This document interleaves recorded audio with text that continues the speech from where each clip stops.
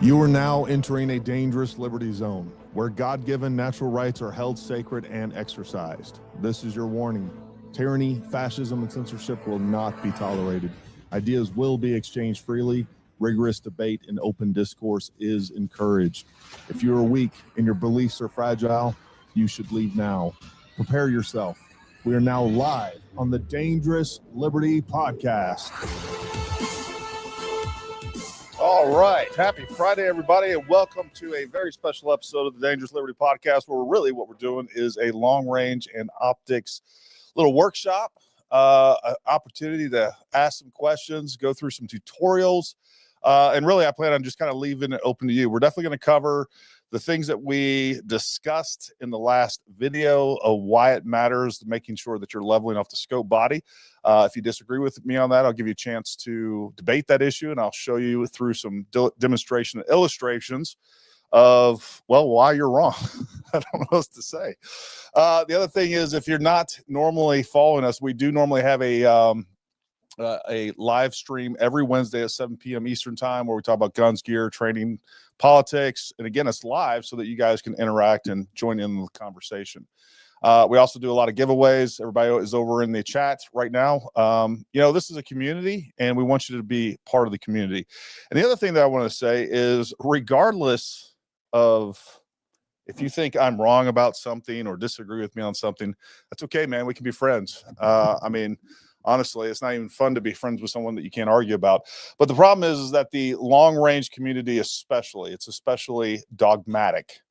And there's a lot, and quite frankly, a lot of that dogma that's out there is just incorrect. It's myth and misconception. I've made lots of videos trying to dispel some of this and things like that. So anyways, regardless whether you agree with me or not, if you're a shooter or you want to be, or I don't know, you just believe in the Second Amendment, freedom, America, all things like that, we want you to be part of this community. And disagreement is welcomed. What is not welcomed, and what I'm not going to put up with, I banned several people today, is if you're just being insulting, you're going to come to my channel and be disrespectful. I don't need to take that. I put out this content for free. I spent a lot of time, money, and effort. I got probably $30,000 worth of equipment here invested so that we can make, high quality productions. And we spend a lot of time, and I could be doing other things that would make me more money. So there's a lot of opportunity lost here. So, but I do that because, number one, yeah, it's part of it. It's promoting our company and what we do.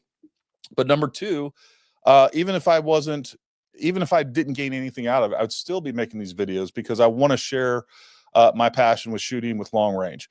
What I do want to do, for many people that have never been to this channel before, or people that are going to tune into this podcast later on, or this live stream later on after it's no longer live, I do want to kind of give you a background on me, what Paramount Tactical is, and kind of go from there. So, we're not just a bunch of hillbillies that like guns that decided to start a YouTube channel one day. For those of you who don't know me, my name is Gary Melton. I am the owner of Paramount Tactical Solutions. My background is 9/11 happened. A couple days later, I was in the recruiting station.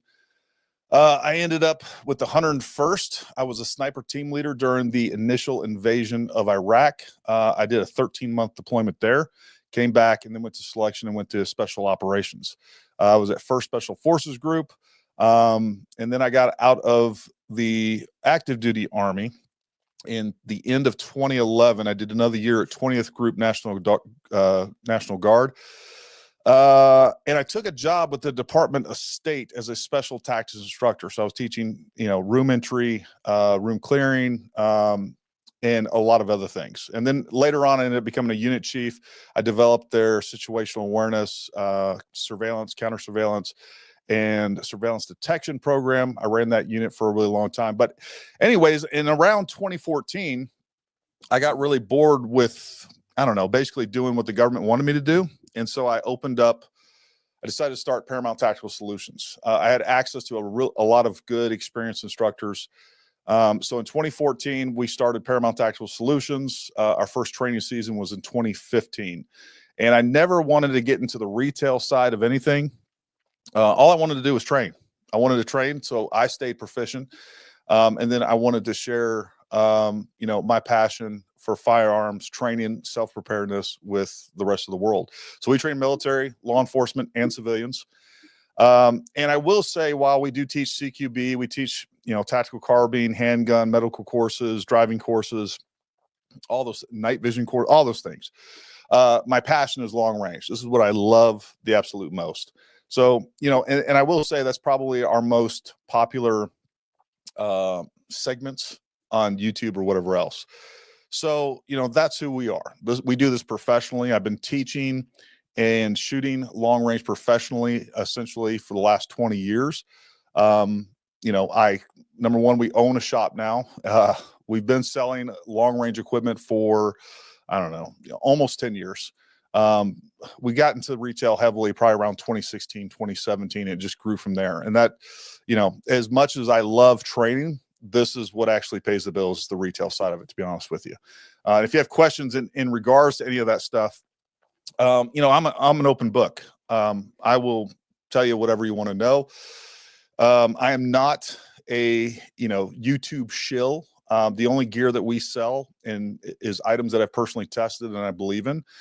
So anything that you find on ParamountTactical.com, we've tested it. We believe in it.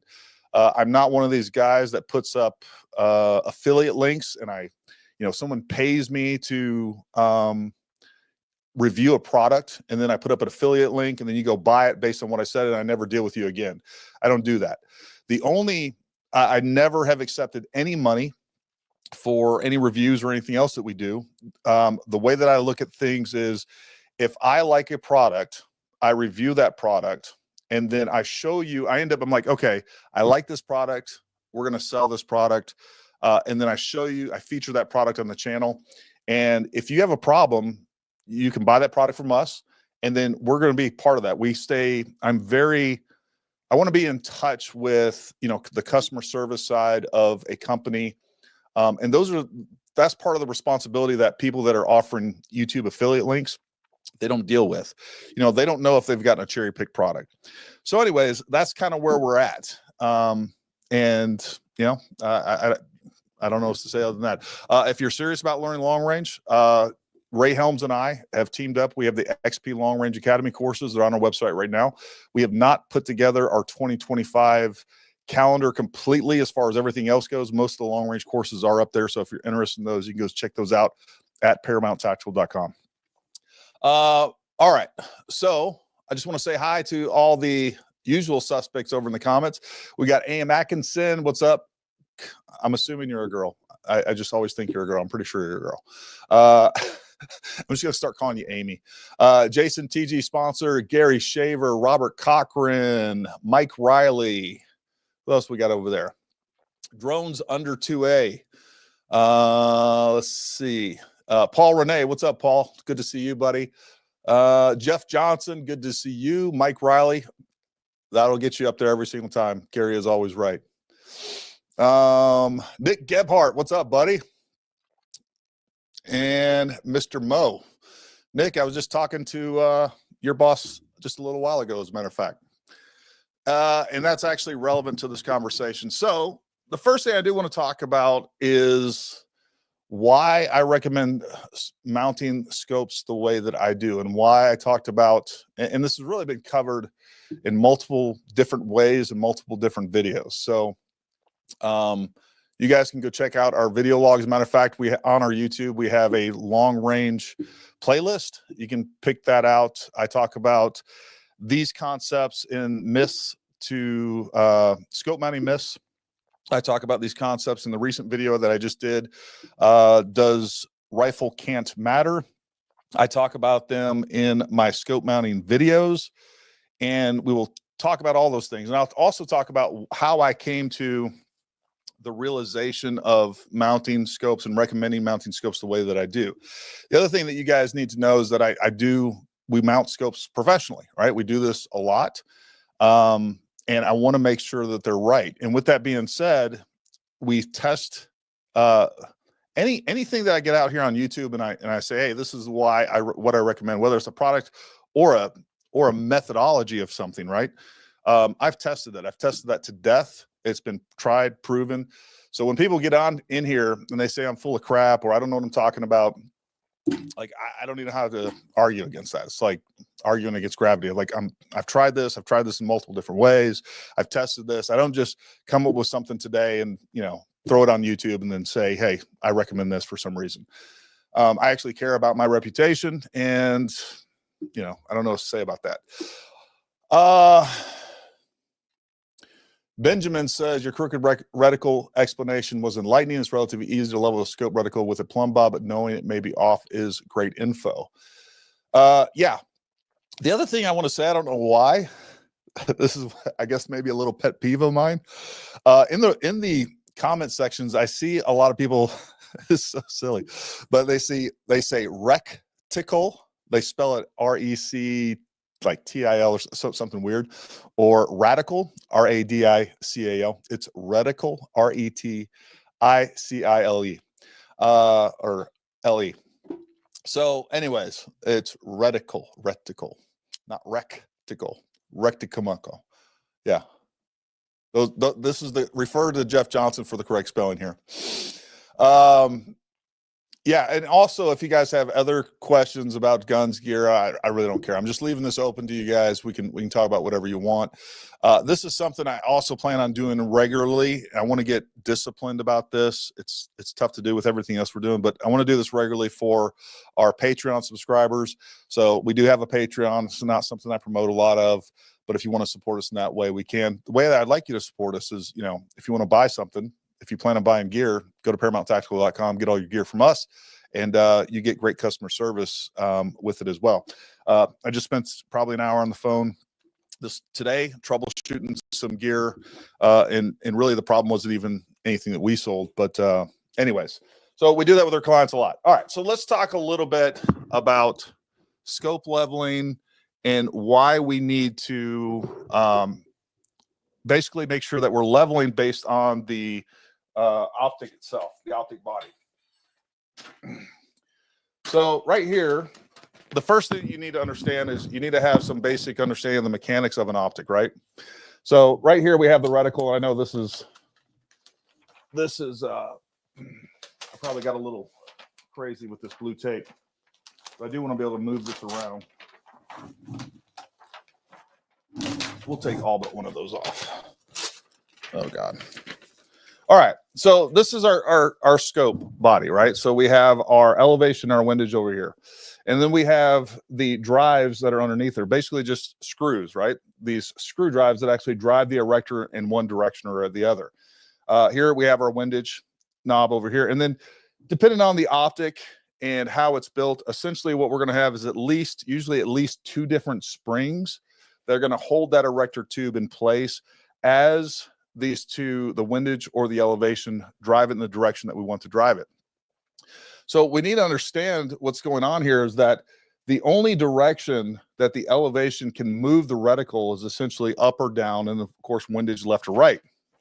So the problem that we run into is if we have a canted reticle, all right? If we have a canted reticle, that becomes a problem. Now, if I leveled, we'll talk about leveling off the reticle in just a second. I got another graphic back here. I know this is super fancy. I know you guys feel like you're watching an art major in working here. But basically, if we have a canted reticle and we are, well, let me put it this way. If you have a canted reticle, and as long as you are leveling the optic based on the optic body. So essentially what we're talking about is the saddle bottom or the turret housing bottom, right? So Jackson, if you will, give me the other camera. All right, so this is what we're talking about right here. All right, and of course, this is an Arcan optic, and it has this weird freaking, not really a purge valve. There's basically a spring and some other mechanics in there, but that is one of the problems with Arcan among many other things. And that's another thing we can talk about tonight that I know keeps coming up is cheaper optics. We can talk a little bit about that. But basically that's what we are leveling off of. And again, what that allows us to do is to ensure that this optic is going to track vertically and horizontally. And that's what we needed to do. Now, let's say you've leveled it off of the scope body, and for whatever reason, you don't plan on changing out your reticle. Now, if all you're going to do is dial all of your dope, your windage and elevation. This will still work. All right, this is still going to work. Dialing will still work out the distance, and it should be. If the scope is capable of accurately dialing, then it's going to work as you expect it to. But your hold offs are going to be complete garbage, right? Those aren't going to work. We can't use this reticle as a hold off. So, and that's why that's why there's a lot of disagreement in this. There's a couple things. Number one, most reticles are going to be manufactured that they are generally plumb with inside the optic. So it's not something that's going to happen to every optic. You need to deal with a large sample to even worry about this to some extent. But the fact of the matter is that if you are putting together and setting up your rifle, your optic could have this problem. And where we want to find this out is when we are putting everything together, not later on down the road, right? That's what we want to do. And in the method that I'm talking about, number one, not only does it ensure that tracking is accurate, but also on top of that, it's going to ensure that if you do have this issue, when you go out there, or even before you take it out there and waste all your time bringing ammo, start shooting ammo, start setting up tall target tests or targets at all, you can literally just take your optic and go and look at a plumb line at that point. So if my gun is level and my optic is level, and I look through and I look at a plumb line and I see that my reticle is not level, I know that I already have that problem without even shooting one round or wasting time or ammunition or anything else. So keep that in mind. Now, I will also tell you, well, let's back up just a little bit. The other reason that this isn't relevant or as well known is because most people aren't shooting out at distance. Most people, just like I know I saw Jason and a couple other people talking, I mean, if you're not shooting past 200 or 300 yards, or you're not into precision shooting, it probably doesn't matter, right? I mean, you can literally just eyeball that optic, mount it up, and you're probably going to be fine out to 200 or 300 yards. No problem there. And if that's all you're ever going to shoot, it really doesn't matter. But for those of us that want to shoot further and care about precision, if I'm spending $3,000-$4,000 on an optic, I want it set up right, and I want to make sure that it's functioning as it's supposed to. And that's really what we're talking about. So that's why a lot of this stuff turns into that's why a lot of bad information is put out. If I'm sitting there talking, and in my mind I'm talking about shooting 1,200-1,300 yards, and I'm talking to a guy that's never shot beyond 200 yards, and I'm saying, hey, leveling your optic matters, and it matters a lot. And he's like, I've never leveled my optic, I've never needed to. I think what you're saying is garbage. Well, he's probably right. For what he's doing, it just doesn't matter. But again, for people that are actually wanting to shoot at distance, it matters, and it does matter a lot. The other thing that is going to matter is, Jackson, throw on the other camera real quick. Jackson, the other camera, please. All right, let me get this level off of here real quick. And I'm trying to pay attention to the comments. I'll go back through them. All right, put the other camera up. All right, look, the other thing that's if you're not using some sort of anti-cant device, whether we're talking about an integrated bubble level like we have here, or we're talking about, an electronic level, which is really what I recommend, either this or the SG Pulse, the MDT LRA Send It, right? So if you're not using those, you may not notice any of this stuff either. But with that being said, if you're adding a couple degrees of cant, or even 1 degree of cant, when you mount your optic, and then you get out there and you're not using one of this, you're probably adding an additional. So you're just stacking those tolerances. So what we're trying to do is we're trying to eliminate variables.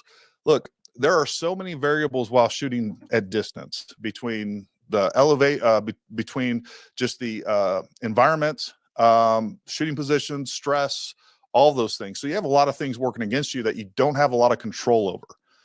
I have 100% mechanical control over my firearm. All right. The shooting system itself, I have control over that. So I'm going to do everything I can to eliminate the variables within that. And, you know, again, if you guys are into long range shooting, you know, this is an expensive hobby.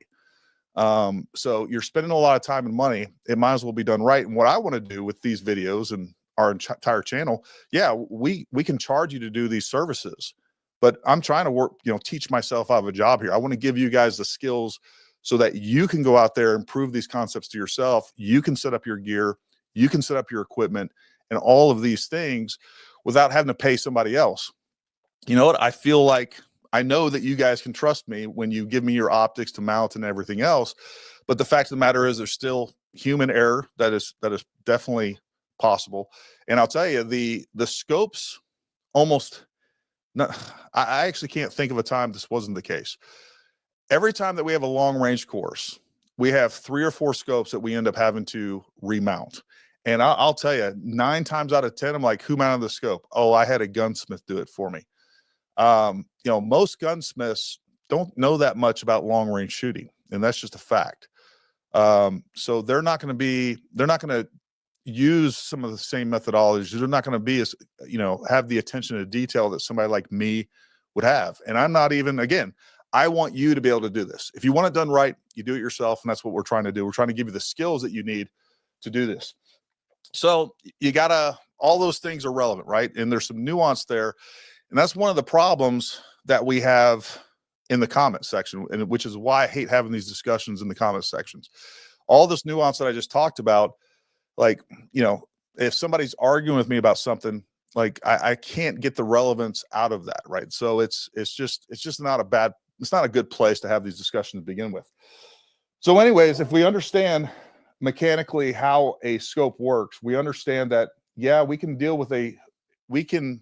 make this work. Dialing could still be accurate, but we still have to have the scope body and make sure that it is level, and we're leveling that off of the base of the saddle. And then I'll show you guys here in a second, if you haven't watched the video or whatever else, I'll show you how to make sure that the top of your turret or turret cap is parallel with the bottom of that, which is basically what we're trying to do. Now let's go over here to this other image that I have. And I know this is a little bit exaggerated, but I want to show you the problem that we run into with all right, so here we have what we've done is we've leveled we've leveled the optic based on the reticle. And I know this is a gross exaggeration just for illustration purposes, right? This whole body was messed up. It was completely out of whack. So we're probably what, 20 degrees or so out of plumb here. But we leveled based on this. Now understand that as I drive up or down on the windage, on the elevation knob up here, we can see what's going on. So if I want more elevation, which means I'm driving the reticle down, all right, it's going to drive it down at an angle. So therefore, dialing it in this instance is not going to be precise. It's not going to be accurate. Same thing with windage. As I add windage, if I want the round to go to the left, all right, it actually moves the reticle to the right and vice versa. And you can see we're going to be adding this angle. So every time that we have the scope body itself add an angle, now we're turning elevation into windage and windage into elevation. And that's just a fact. And as a matter of fact, I just wanted to make sure that I had all my ducks in a row, and I actually called the president of ZCO USA, and he is one of the smartest guys when it comes to optics. Nick Gebhardt, who is our dealer rep for ZCO, is in the comments right now. But I'm like, hey, Jeff, I'm not off base here. He's like, no, you're absolutely right. That's exactly how you want to do. You want to level the optic based on the bottom of the saddle.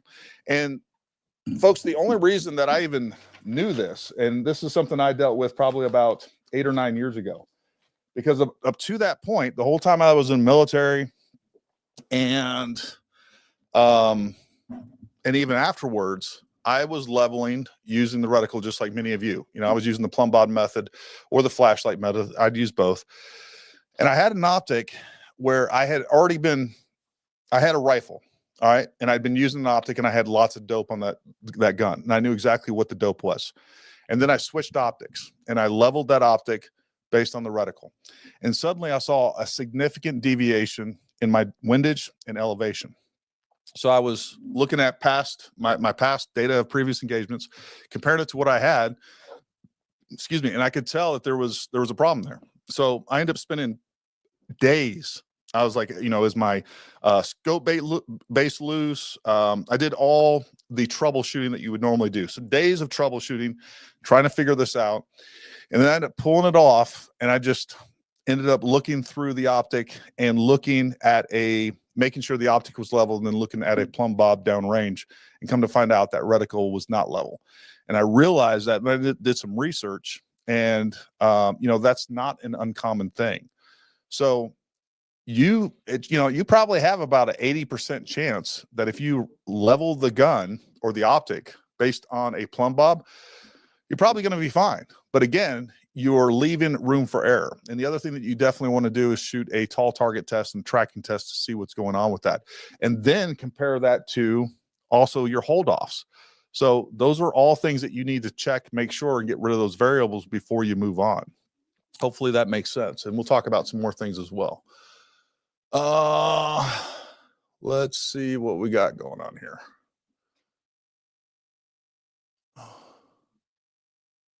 All right, see a lot of comments in there about the long range course. Let's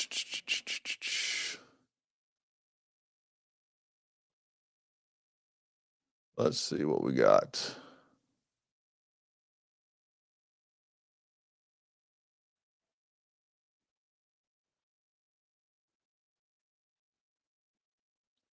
All right, I will talk about the Arc and EP5 in just a few minutes. I can talk about other scopes too.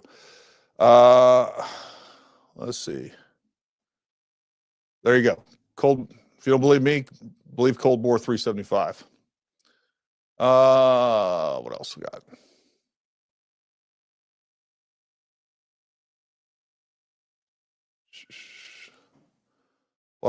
Short action custom scope mounted base because of the video you featured it in. Great product. Can you explain why you shouldn't use your method to level the scope if my rifle has 20 MOA? There's not a reason why all of my rifles are 20 MOA. This still applies. The only difference, and I explained this in my scope mounting myths video, is you got to level the optic to wherever the elevation is built into. So for instance, if my scope mount, I don't know, let's say the scope mount itself, here's Jackson, throw up my other camera. All right, so this is the short action customs mount. I don't always use this. End up using this for like other demonstration purposes more so than I do actually for scope mounting. But let's say I had a mount like this, and it was, I don't know, let's say it was crooked. Like, let's say it didn't mount evenly. And some of these actually will, and we'll talk about that too. That's another one that's a little controversial, is wet mounting, which I'll talk about to you guys. It's really important. But let's say for whatever reason I end up putting this on here and it's I don't know, it's crooked, right? It's crooked a little bit, not that much, but it's crooked a little bit. So if the elevation is built into the base, the scope base, then I need to make sure that my optic is parallel with that scope base. It's on the same axis. I don't necessarily, it really doesn't matter that much if it's outside of this. Now, with that being said, for instance, if you have a 0 MOA base, but you have a 20 MOA mount, so the elevation is built into the mount, you need to make sure that scope is actually leveled to the mount itself. Hopefully that makes sense, because again, give me that front camera, Jackson. Because there again, you have the elevation is built into that whatever, again, the scope base or the mount itself. That's where that elevation is built into it. So you need to make sure it's parallel with that. Now, ideally, it's parallel with both of those.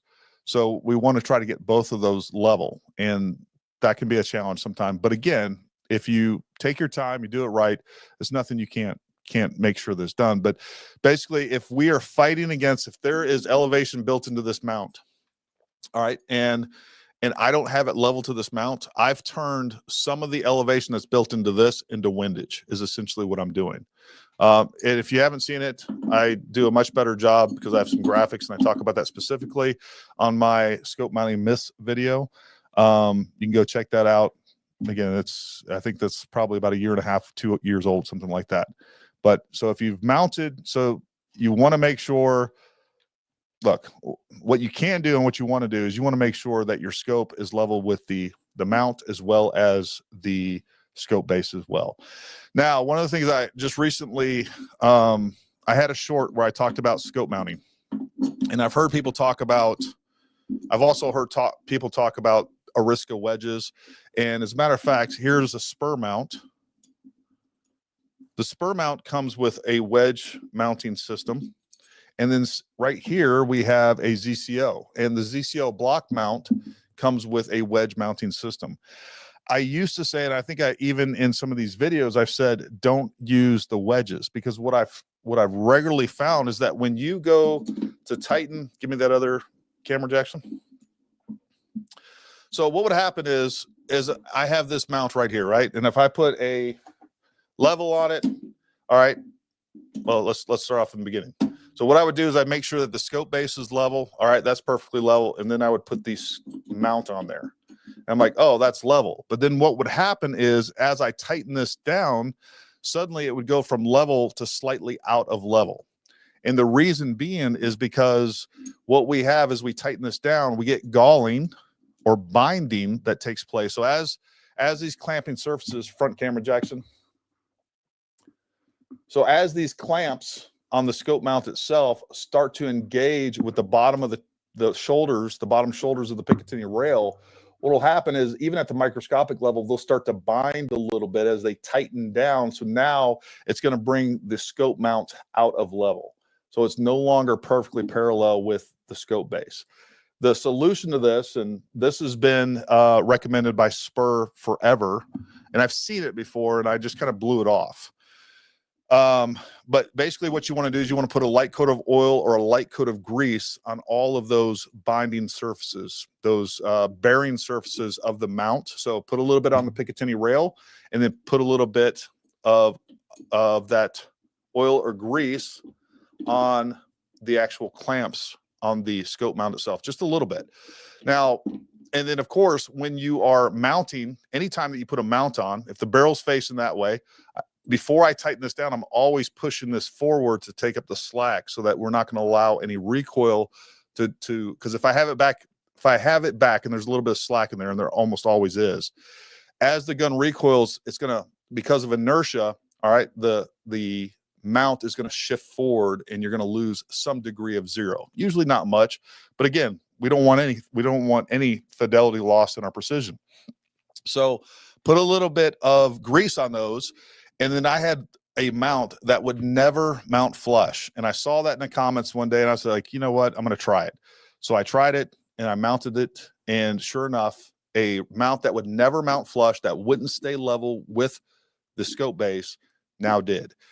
So that's what you want to do on preparing any sort of clamp, mount, ring, whatever. Don't get oil inside the, the rings themselves. Be careful. I mean, it's not that hard. But again, you do want a little bit, and what that allows to happen is it allows those clamping surfaces to slide over each other, not get bound up, and actually fall into the place where they're supposed to and where they're engineered to clamp, as opposed to getting caught on the different surfaces. So just keep that in mind. What else we got here? Yeah, if you guys haven't done so already, we really appreciate if you like, subscribe, all those things. Also, hit that bell notification button. People tell us all the time that YouTube doesn't notify them. People tell us all the time that YouTube actually unsubscribes them from our channel. But if you hit that bell notification button and hit all right, anytime that we have new content like this, you'll be notified. Because if you don't hit all, YouTube will decide what you're notified of. And guess what? They don't like 2A channels like ours. So you just won't get notifications from us. Let's see. Yeah, so I'm a Fix-It Sticks dealer. and I love their products. Look, we got a set of fix-it sticks right here. Almost always, I have like 4 sets of fix-it sticks that I personally use, and not to mention probably another $10,000 in inventory of them at the shop. We sell a lot of those, and I think they're a great product. I think that scope jack doesn't work for about 90% of the scopes that I use, and I don't think it's a good. I don't think it's a great product. That's my sense. I don't even carry it, to be honest with you. It could work on some optics, but it's not going to work on any optic that you're putting in a mount. There's not enough room usually. And then even on some that we're using rings, sometimes there's not enough clearance to put the scope jack underneath there anyhow.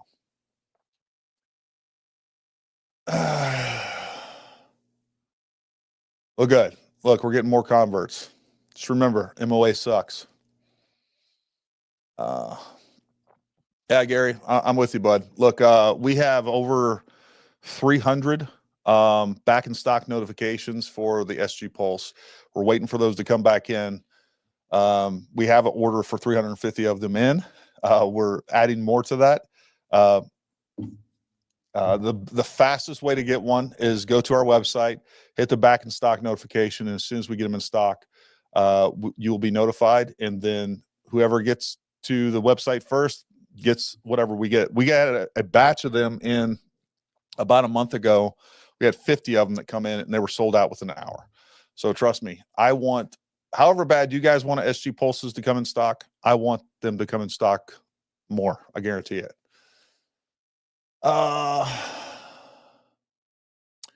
Yeah. So again, as a Nightforce dealer, I can tell you that not all Nightforce created equal. I'm not a big fan of the NX8 line.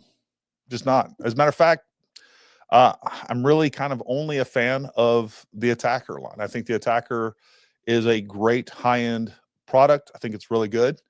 We can talk about some of the other brands that we carry and why I recommend them, and some others that I don't recommend. I don't recommend Arkin. We'll talk about that in a few minutes.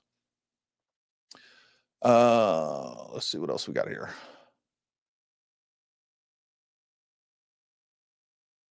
Yeah, the ZCO costs more than the Attacker. Jeff Johnson is a MOA user. We don't hold that against him. Let's see what else we got. Nick Gebhardt is our great ZCO rep. I love the guys over at ZCO. You know, honestly, look, man, anytime I talk about some of the other brands that we carry, I always feel like I'm cheating on somebody, right? But the guys at Zeiss have been great. Nick came out. I shot the first sniper match. He came out. We did that. It was just a great time. The guys at ZCO have been great. Can't wait to catch up with all those guys up at SHOT. Zeiss has been great. You know, our dealer rep for Nightforce has been great. You know, there's some really great brands out there that are trying to bring the best products possible. And, you know, you will not go wrong with ZCO, with Nightforce, with Zeiss.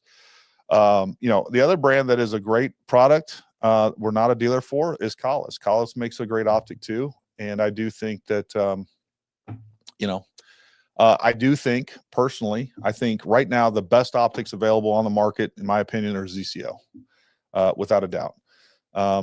The features, the quality control, everything about them has been great. Nightforce is right there. Zeiss is just an awesome value with the S3, and we can dive into all that stuff if you want.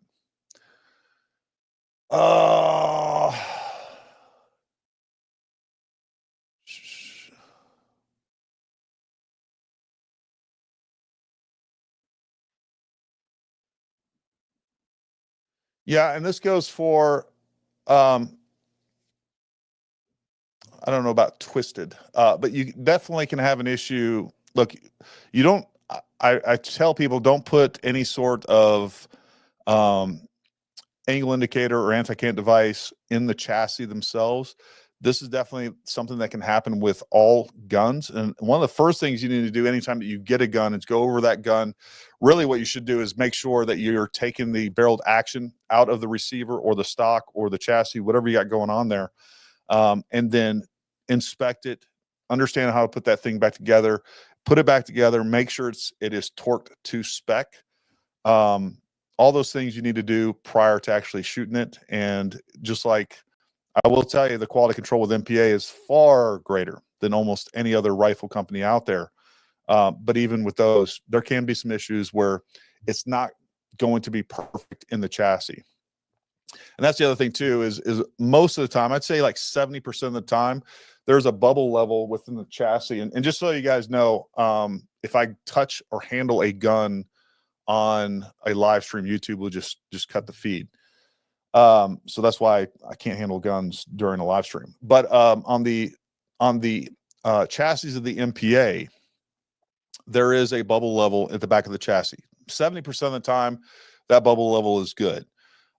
Between the chassis, how it mates up with the barreled action, sometimes you won't get that correct. Sometimes you can take the barreled action out, put it back in, fix that.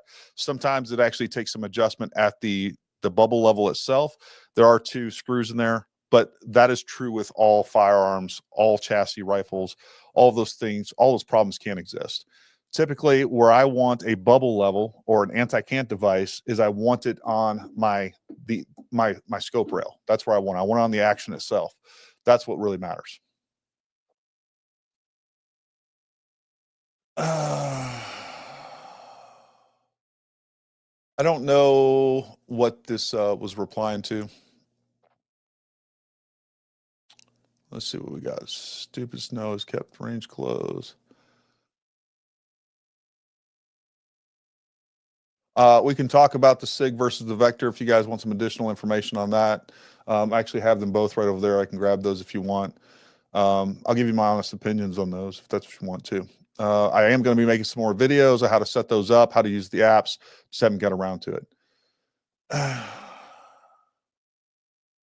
President Legend Buck Dandy.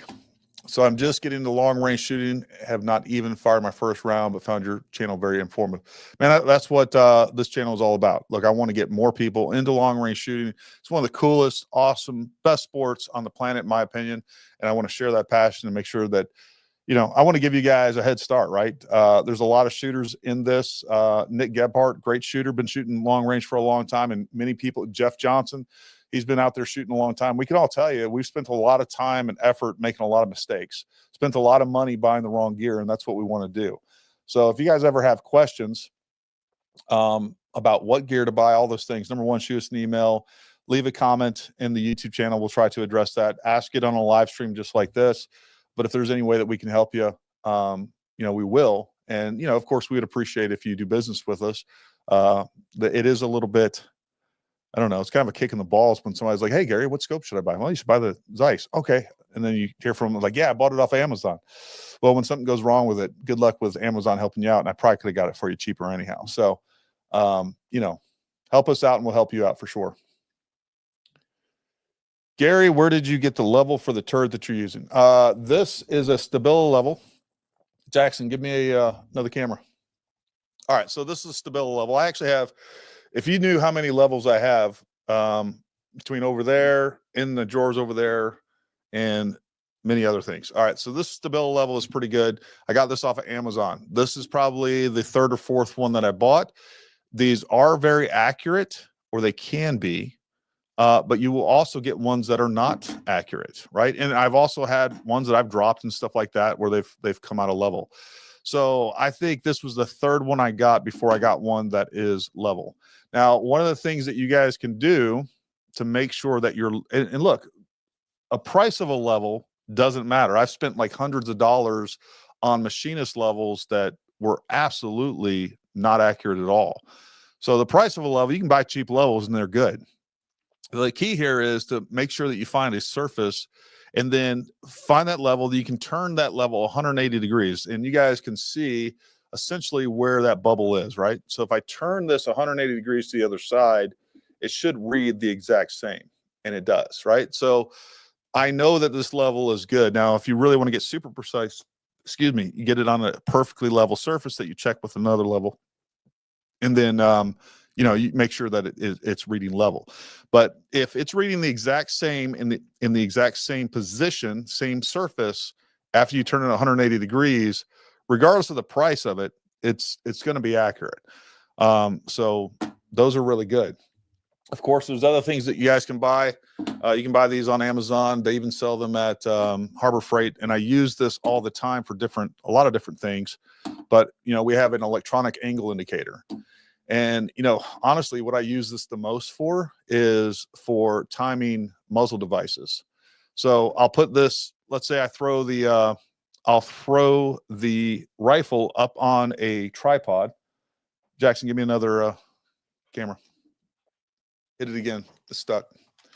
All right. So back there we have a Fat Boy tripod and a rifle, right? So what I would do is if I'm trying to time a muzzle device, what I'll do is I'll put this on a piece of rail and then I will just zero that out, right? So I can zero that out and it might be 2 degrees off, 3 degrees, it doesn't really matter. But then all I'm doing is I'm putting that up on the muzzle device and I'm making sure that these read the same. So now I can get that timed very easily. And I use this for a lot of different things as well. But if you're just trying to figure out making 2 surfaces match as far as level, those are really good. It just doesn't give you true level. And I have had people mess things up where they forget to zero this out and get it level again. And now that can cause some problems. So as long as you know your equipment, know how to use it, should be really good. I'm way behind on comments here. What else we got going on here?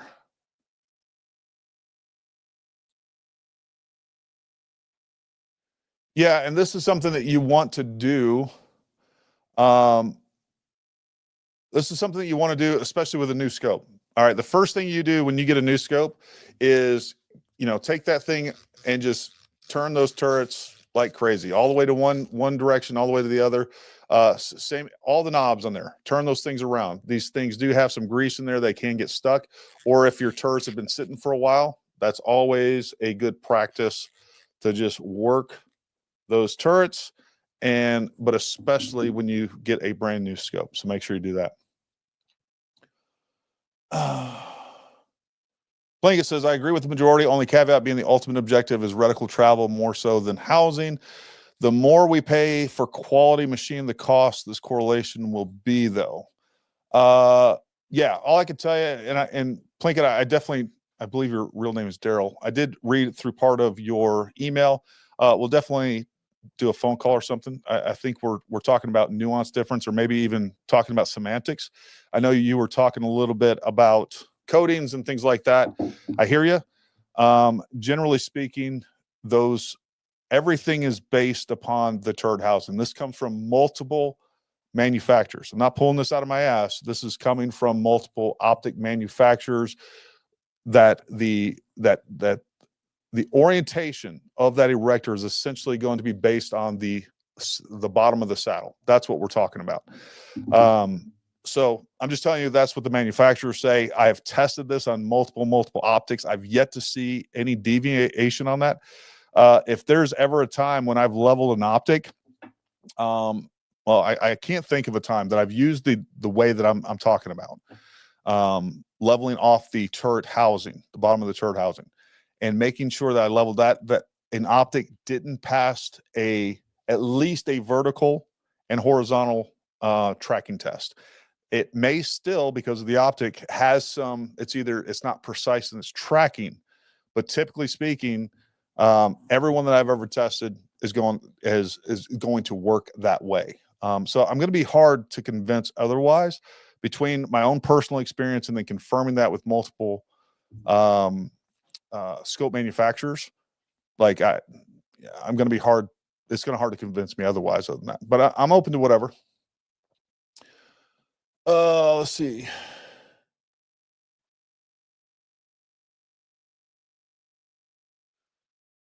Gandalf the Gray.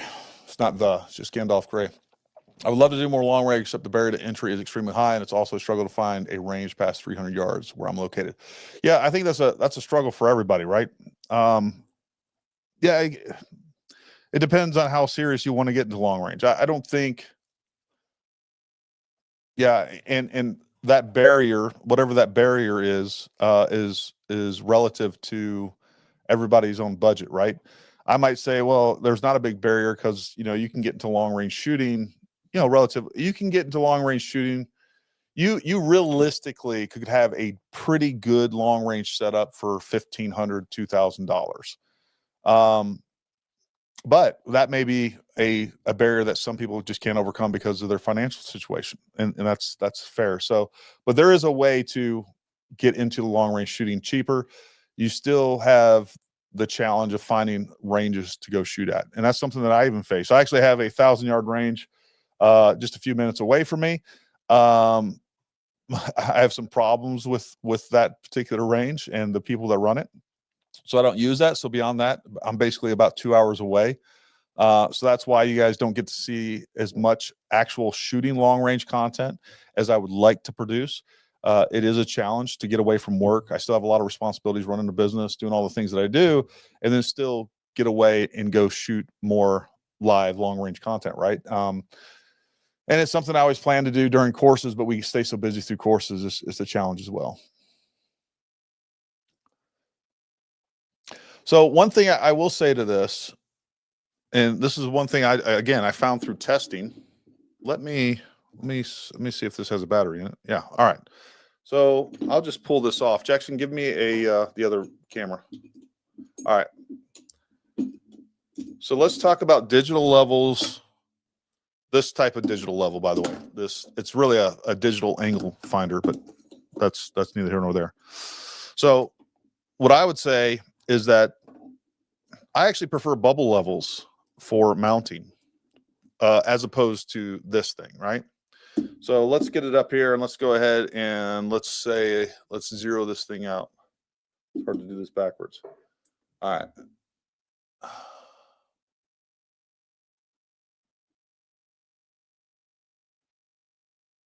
All right. So that's says it's zeroed on that. And then so we see, I don't know if it's zeroed or not over there, but what I will tell you is, let's pull this off here. Let's look at this digital level or this digital angle finder compared to this. All right. And I know it's a little bright and it's kind of hard to see, but folks, you will actually, I can see the bubble will move. Bubble level is actually more sensitive than this. Like you'll see the bubble level move before you even get to 1/10 of 1 degree in this. So that's why I still prefer just a spirit level for mounting optics. It's actually more sensitive. It really is. You can see the movement long before you would see it. I mean, we're talking about a 50th of a degree easily that you can see movement in a spirit level. So I know a lot of people say, "Oh, spirit levels aren't accurate." Well, that's not true. They can be accurate, but they're also more sensitive than a digital angle finder like this. Now, the MDT Send It and the what's the other one? Oh my God, I'm having a brain fart. It's right there. SG Pulse. The SG Pulse, those things are shockingly accurate. I mean, shockingly accurate and very sensitive as well. Give me the other camera, Jackson.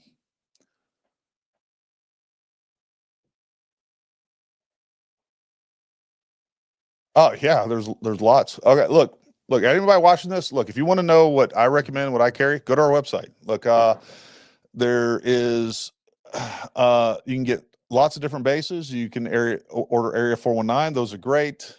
There's lots. I don't know if you're talking about bases or scope rings. But yes, there's plenty of options out there, Mike. If you have questions, you can shoot us an email, services@ParamountTactical.com. There you go. Services@ParamountTactical.com. If you guys have any questions about guns, gear, any of this stuff, shoot us an email. We can address it. What else here?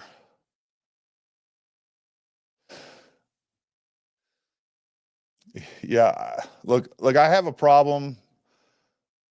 Yeah, I'm not the biggest fan of some of the lower end Nightforce stuff. I do think I think there's better values for what you're getting. I agree with that, Jeff. I 100%. The NX8, NXS, there's better optics out there.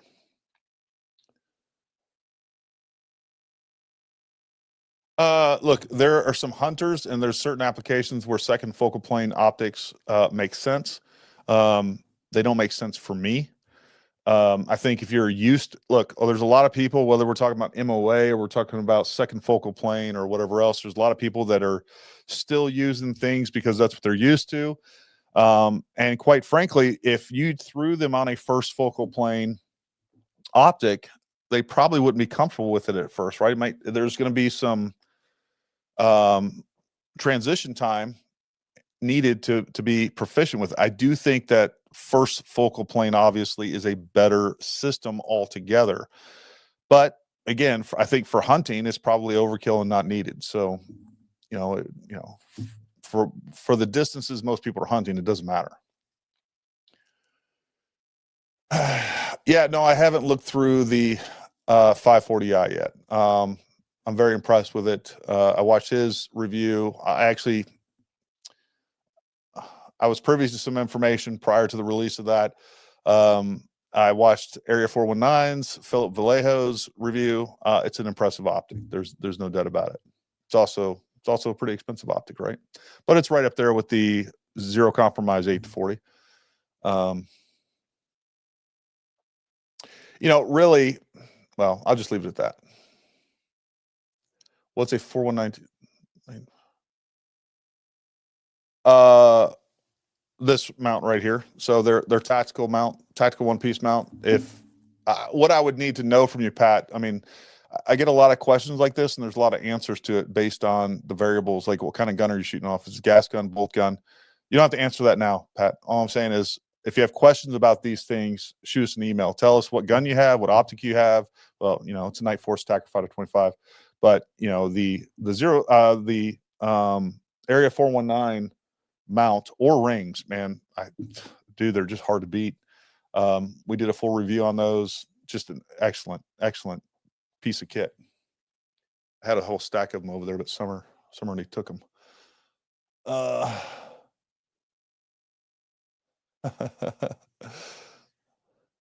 Let's see. Yes, we are a zero compromise dealer. So we're a zero compromise dealer. We're a Nightforce dealer, a Zeiss dealer, technically a loophole dealer. I want to talk about some of the comments that I've been getting a lot down in, especially in this particular video that I just released regarding that loophole Mark IV. Well, I'll just go ahead and say it. If you guys at the last video I just released, go through and look at all the different comments on the loophole Mark IVs and Mark Vs. This is something that I've known about for a long time. They're having some quality control issues. I'll just leave it at that. I mean, I'll just leave it at that. They're having quality control issues.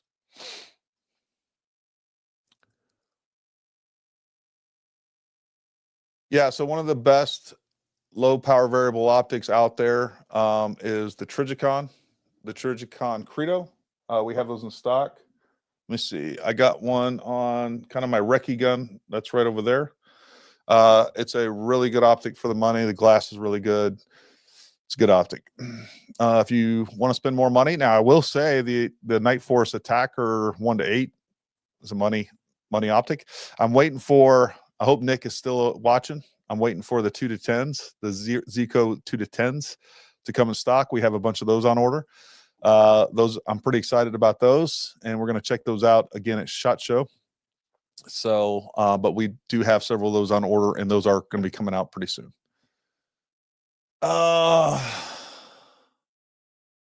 Let's see.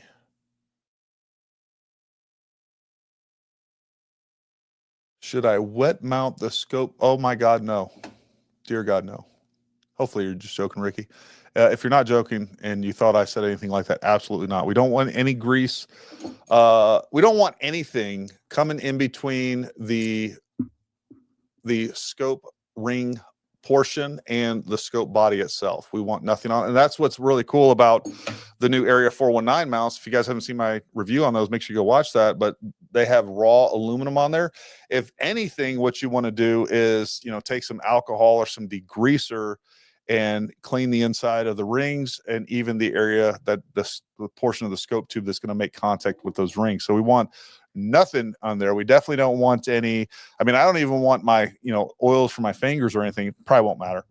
But I don't want anything on there. We definitely don't want grease or lube inside the scope rings or on the scope body. All I'm talking about is the clamping surface on the bottom. Jackson, give me another camera. All right, what we're talking about is right in here, just a little bit of lube. And again, I just put a little tiny squirt on the thing, and I use a brush, and I brush that on the mounting surfaces themselves, and then on the pick rail, just along the sides. You can put some on the top too. I like to put some of that lubricant or grease on the top as well, because what happens is, you know, because on long range precision rifles, most of the actions are steel. They're not aluminum. And they're usually not anodized or, you know, treated or have coating on them or anything else. So those are subject to corrosion. So I like to put a little bit of lube in those areas and on the mount itself, so that when it does mount on there, if moisture gets trapped underneath there, it's going to prevent any corrosion that's taking place on there. And that lubricant, don't use a lot. Don't get it to where it's, you know, dripping off. And if you do, make sure you wipe it off, wipe off the excess. We're talking about a very, very small amount. Jackson, give me the other camera.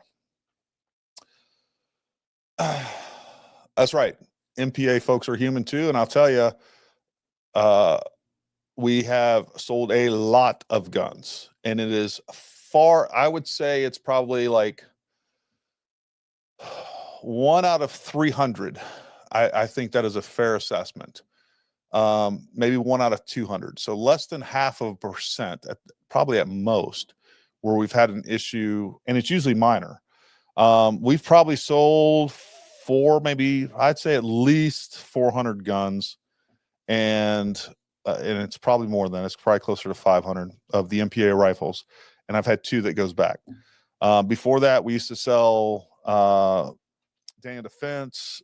We used to sell Remington. We used to sell I'm missing some. Savage. We used to sell whatever. And I would only sell certain models of those guns, and I was very selective because of issues that I knew were kind of known in the industry with certain models and things like that. Never mind the brands. But those are some of the best brands. And I'm telling you guys, I don't care how good the brand is, and we're still talking about a production, you know, the production rifles, and probably 1 out of 10 to 1 out of 15 at least. That's probably not even correct. We would have clients having problems out of like 1 out of 10 to 1 out of 15 out of those rifles. It's just the nature of the beast. Either there was something defective, or they just weren't shooting to the standard that they were expecting out of that. And that's not a problem that we have with MPA. Sometimes there's some things that get damaged in shipping, or little things like that. But I'm just telling you, we don't have issues with Masterpiece Arms. And if there is a problem with it, you know, we take care of it. We get it fixed. And there was 2 rifles that had to go back. And both times I called up Phil. One time I called up Phil, the owner, because it was kind of a big issue. And then the other time I called up Woody out there, and on both of them, we had those rifles to the shop and back pretty quick to the client.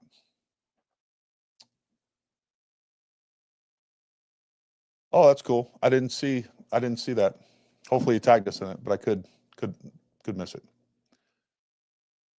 Yeah, you can use a lot of different greases out there. You can just use basic lubrication, but what you want is you want to provide some ability for those metal surfaces to slide over one another and mount correctly.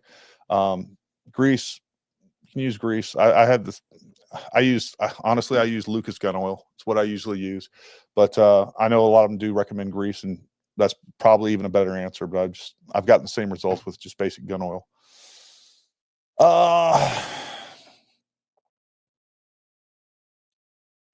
That we should consider for shooting out 1,200 yards. Look, I think you're gonna look. Here is my recommendations in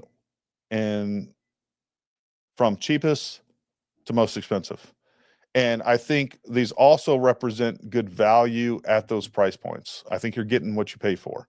So for $2,500 and under, the Zeiss 6-36. I think that is a phenomenal optic. It's right here. It's a phenomenal optic for the money. I think it's one of the best optics out there you can get for under $2,500, or right at $2,500. The Zeiss S3, what is it? The 4-25, I believe it is. That's a 50 millimeter objective tube. It's under $2,000. Also an excellent, I mean, lifetime warranty on these, no questions asked. If you run this thing over with a truck in the first 5 years, they'll replace it. Everything on this is just, I mean, it's a top tier optic at a lower tier price. It really is. It's just really well made. The guys at Zeiss really do support us and support the community and do a lot of great things. The next one I would recommend is the Nightforce. You're not going to go wrong with the 5-25 or the 7-35. Both are great optics. Nightforce Attacker. And then, I'll tell you, the Zico, either 5-27 or 8-40, you're not going to go wrong with either one of those. The 5-27 does have more elevation. You need to be aware of that. But if you're shooting out to 1,200 yards, the 8-40 is going to have plenty of elevation for shooting out to 1,200 yards with almost any cartridge out there, short of 22 rimfire rate. But yeah.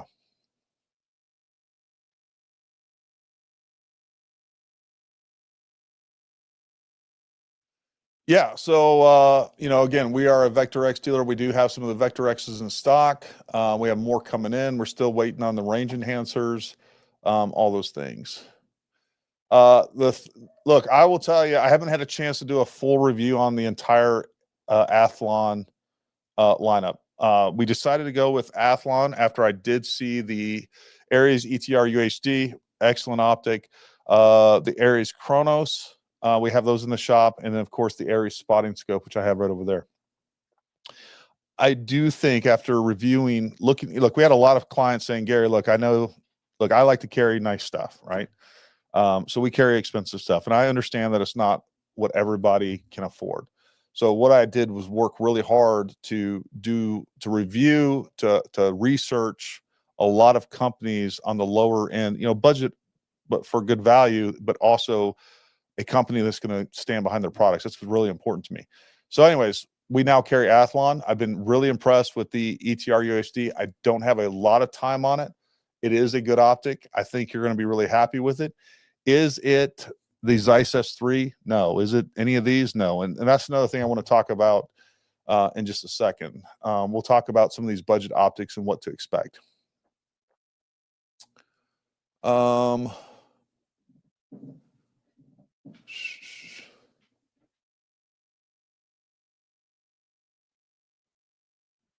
Yeah. So, on all of our student guns, we have the Zeiss LRPS3, 6-36.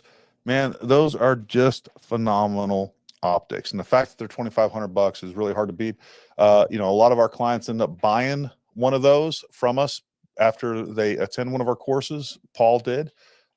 It's not going to fail you. I mean, it's going to do everything it needs to do.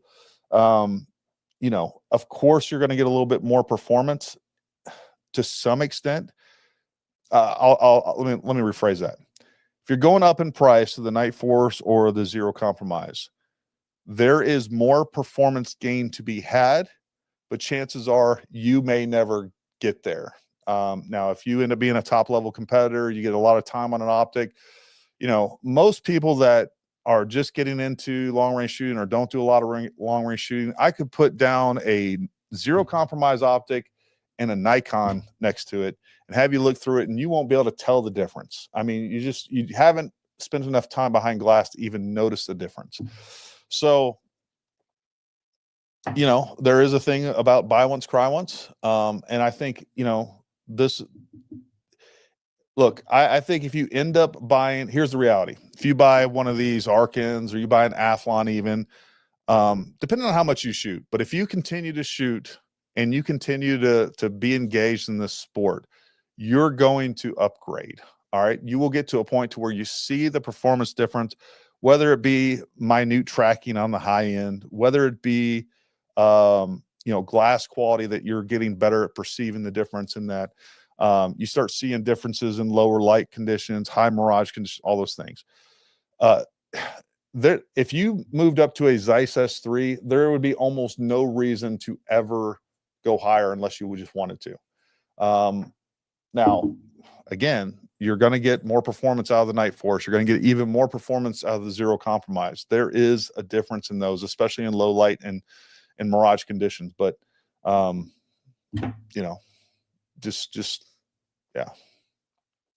Just understand that. You can buy cheap glass 10 times or good glass once. Either way, you end up buying good glass. At least you can move it between rifles. Yeah, you can buy the, yeah.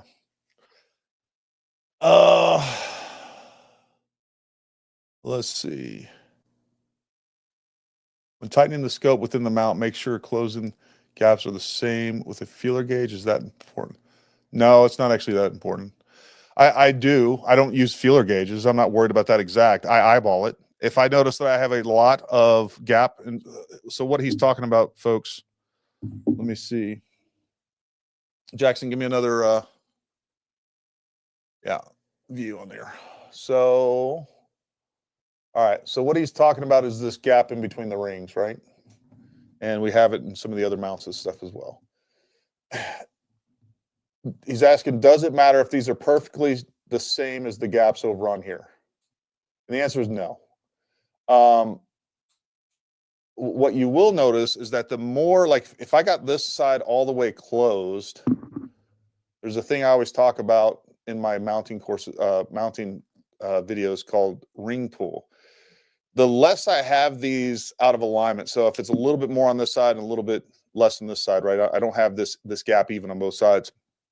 As you start to tighten one side down, you can get some ring pull, and it happens more if those are out of alignment and we're not getting even downward pressure on this. Jackson, other camera. Jackson.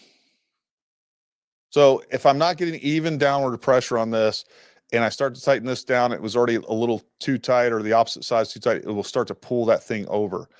The only thing that really matters at the end of the day is to make sure that the scope stays leveled once these are tightened down to torque. You're probably putting a little too much torque on one side or the other if you have it to where those aren't even. Now, what I have done in the past is I've gotten it tight and I see, oh crap, okay, on the front rings here, I can see that there's a larger gap on one side than the other. I'm going to leave it tight in the back rings or the opposite ring, and I'm going to loosen those up. The scope is not going to slip if at least one of these are set to, torque standards. So the scope's not going to move. So I'm going to loosen up that one, and I'm going to correct that issue, and then I'm going to tighten them back down to torque. And if I have the same problem going back here, I can now do the same thing back there. So it's not super critical. It's definitely one of the things that you should, and it's one of those things from a definitely is if I'm mounting professionally for somebody and for my own, let's just be real. Guys, I've spent, I guarantee you I spent 2 hours just messing with, little things like that on a scope, whether it's my personal or somebody else's. I get real OCD about that. It makes no sense. There's no rational reason for it. I'm not gaining anything in performance or anything else like that, but I get a little bit of OCD when it comes to that. But I mean, as a long range shooter, you should be OCD. Like, all these little things matter a lot. So the more time you take doing this stuff, the more pride you take in your equipment. There's all those things. Now, the MDT mounts, understand the new MDT mounts, they actually have you close the gap on one side and then you torque to spec on the other side. So that's a very different design. And then of course you have the American Rifle Company mounts that have a hinge design where it makes that whole process moot point. But I will say I really do like the Area 419 mounts with the aligning pins, the alignment pins in them. Again, go watch the review on that. Pretty awesome mount. This is correct. We're waiting for that. I will have those in my hands pretty soon. Yeah, so I mean, there's almost no difference between the two versus the one. Very little difference in magnification. And I've talked to Nick, and I believe the last podcast that he and I did together, we talked about this. The reason they didn't do a 1 to 10 is they were losing some edge clarity, and you will. I don't care if you have a 1 to 10, they have compromised somewhere in that magnification range, and it's usually on the low end.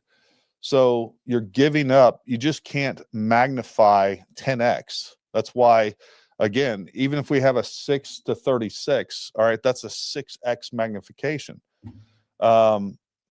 So understand that that's a 6 times magnification. 1 to 10 is a 10 times magnification. That's hard to do from a physics standpoint of bending that light. And you know, they said that, you know, they didn't do the 1x because again, they were just giving up too much on the clarity and edge to edge. Anyways, he could tell you it just wasn't good. It's a challenge.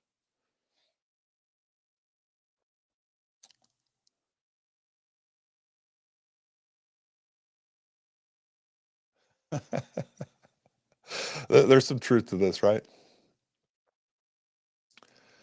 Well, you came to the right spot. So what I think you need to put on that Nerf gun is a zero compromise 8 to 40. You will win at a Nerf war every single time if you use that zero compromise 8 to 40. I guarantee it. Give me a call, I'll even do a precision mounting on it for you. Let's see.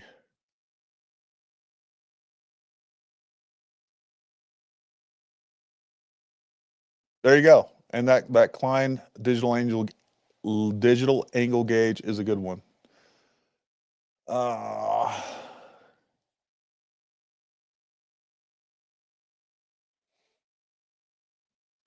Yeah, if you live near the sawmill or the Clinton house, you're lucky.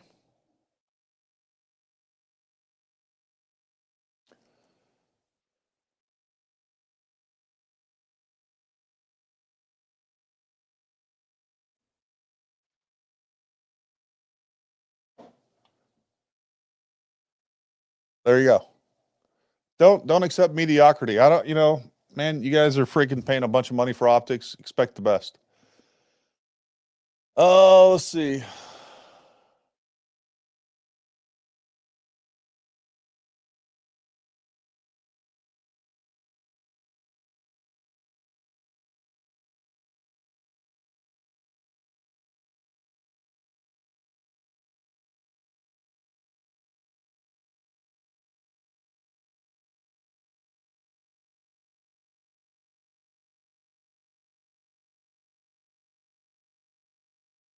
Yep. So there is Nick saying he's working on the 2 to 10s hard.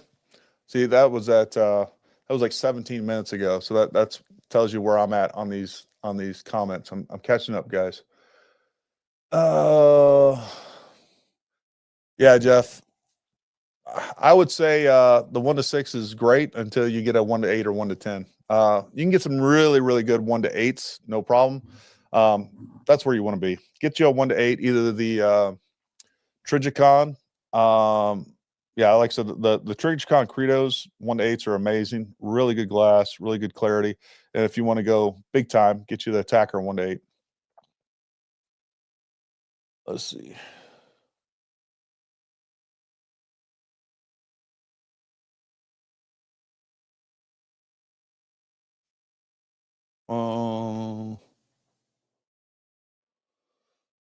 Yeah, look, I know a lot of people still do that. I think, look, I can tell you most manufacturers, I know for a fact, he's talking about rosin powder. So one of the things back in the day, especially if you did lapping, ring lapping, which is another thing that you should not do with modern rings, period.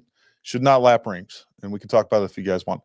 So what would happen is people would lap, and basically what you're doing is you're removing material, and you're actually, even back then, I don't know that it was a good process to begin with, but you're creating voids. So they used to sprinkle in some rosin powder. I know most scope here's what I'll tell you. I have never seen a scope slip in its rings on modern high quality scopes.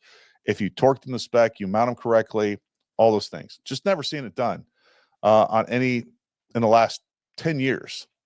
So I don't think rosin powder is good. And on top of that, like the oh God, I'm not thinking tonight. You know, basically the gaps in between these anymore, like they're so the gaps are just so small that, again, you don't need that powder, and you can actually probably cause some problems with that. So, you know, I wouldn't use any powder on these things at all. I wouldn't use anything. You don't need any of this stuff. Don't do it. Don't lap them. Don't use powder. Don't use, people talk about using glue or anything else. Tolerances was the word I was looking for. Tolerances. Tolerances are so tight you don't need rosin powder, and you might actually end up starting putting indentions in the scope, even at the microscopic level that you don't need to be doing. I mean, the tolerances between these scopes and these rings today, this is modern manufacturing. This isn't 1980, 1990, or even the 2000s. Like, they've gotten a lot better at this stuff. 100%.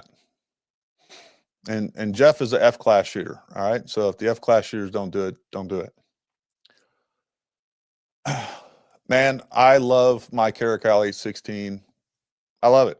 I mean, it's just a bomb-proof gun. That gun just gives me so much confidence. I've used it a lot since that video. It just works every single time. I'll tell you the other thing that I love is the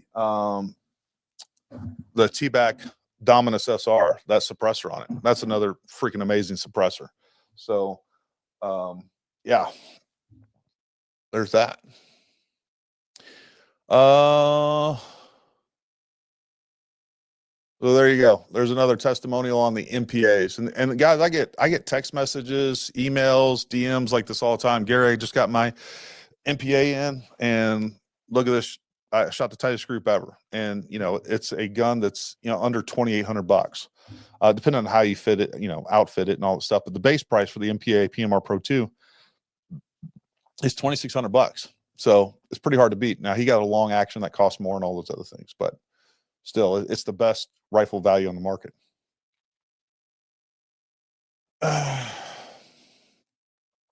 Oh yeah, I definitely don't let more than a 1/16 of a variance in there.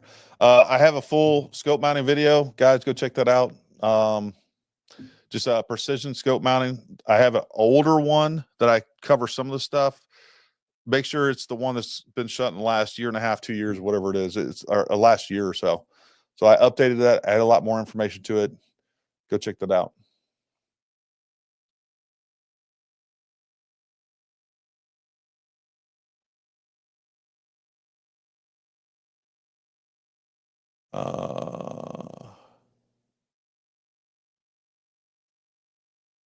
See.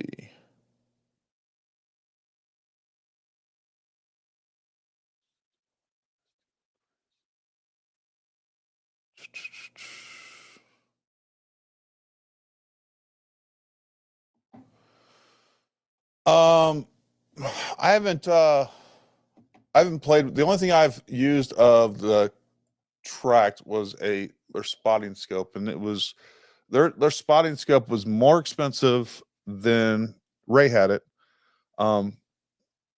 It was more expensive than the Athlon over there, and I liked the Athlon better. I think the features on it were a little bit better. The track definitely looked nicer on the outside. It had some aesthetics going for it, but that was the only big difference to me. I have to look at the price of that optic. I don't know. Well, matter of fact, I'll just do that real quick. Track toric 4.5 to 30 by 56. Let's see what it cost.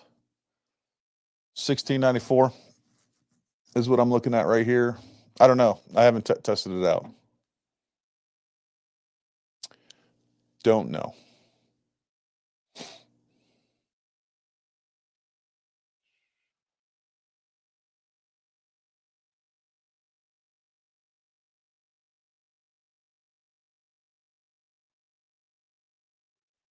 So Mike Riley says, I have a track, love it, but I don't have a lot of experience behind glass. I do see a difference in different levels of vortex loopholes I have looked at.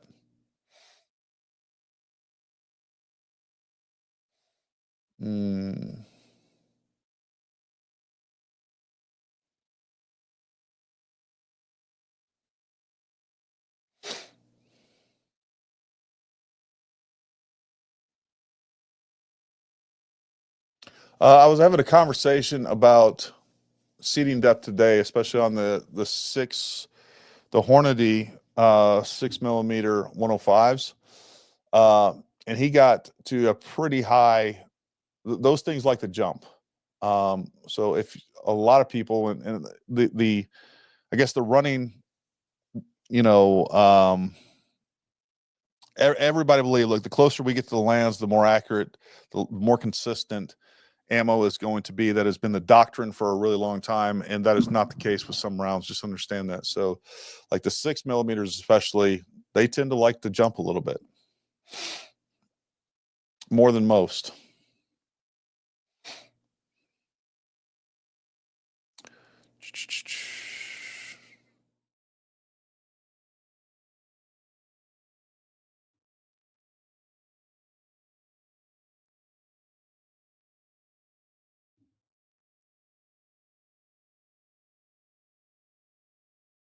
Yeah, I mean, we can help you out, Gandalf. We're not talking 5K. I mean, trust me. I mean, I have a couple of rifle packages over there that are well over 10K each. I mean, we can get you there if you want, but we can also go the other direction as well.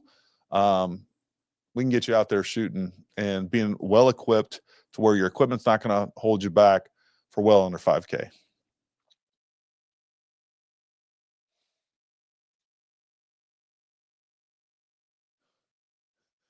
Has anyone else got a rifle out and checked for reticle cant?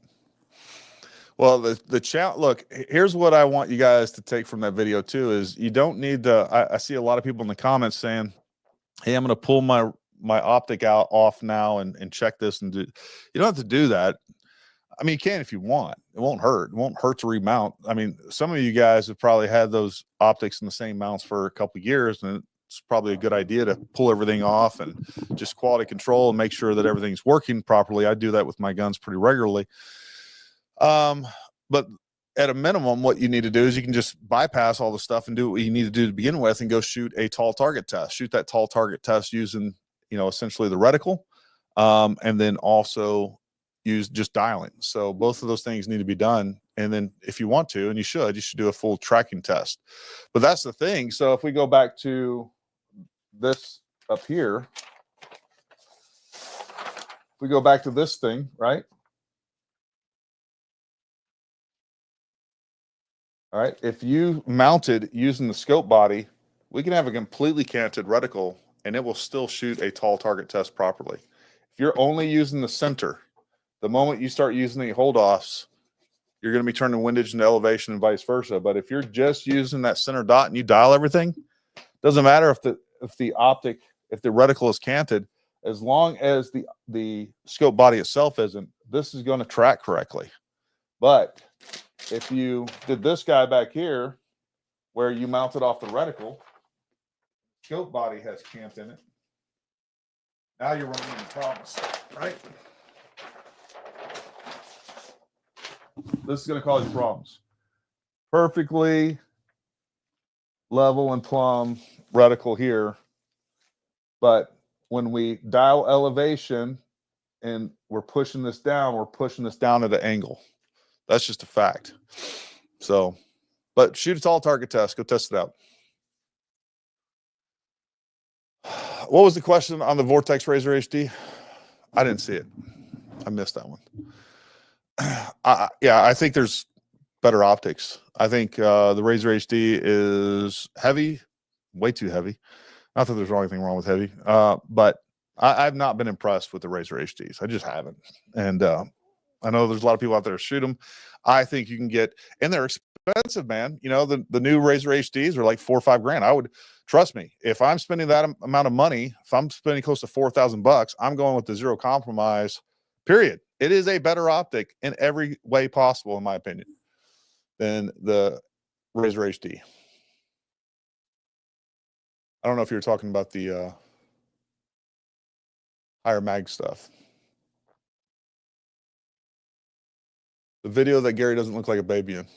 Did I shave in that one or something? Great dope for beginners optics education. Well, dope is just data of previous engagement. So it's just making sure you have a notebook at least. I mean, they sell dope books. Oh, that reminds me. I'm in the middle of making our own dope book. And I haven't finished that project because I forgot about it. But yeah, you're just writing down, you continue to adjust until you make a hit. And then once you get a hit, you write that down. Oh, I'm at 300 yards. I'm at 1 mil or whatever it is. I'm at 2 MOA. Whatever you happen to be at, it'd really be more like 3.5 MOA. But there you go. that's what you write down. And now I'm at 325. What was your elevation to get to there? You write that down. So that's how you get dope. Oh, we do. We got a couple of videos out there. There's at least 3 videos. There's and then we're in the middle of creating shorts. You know, that's the thing about, well, that's YouTube in general, but especially when you have a 2A, like they will completely black hole your videos. And that's almost generally true with all, like, videos, all videos. When you release a video, you think it's going to be out there in perpetuity, and it sort of is. It can be found, but you will not see them come up in the algorithm. People have to go look for them. So, you know, all videos have a shelf life on, it's usually about 2-3 weeks tops, where you'll see the algorithm potentially push them if you don't have 2A content. And of course, you can have organic growth where a video is just popular anyhow. And there's a little bit of that. Like, you are getting views, and a lot of views, in spite of the algorithm pushing against you. But the reality is, like, we have a whole YouTube, we have a long range library. As a matter of fact, we have a, look, I'll pull it up right here. I can't put any links down in this. It just doesn't work that way. But if you go to our channel and you go to playlists, there is a XP Long Range Academy. There's 12 videos. I got 12 videos. I didn't even know that. There are 12 videos, and some of those are like, but there's 12 videos essentially either directly or indirectly related to our long range courses. But you got to go in there and find them.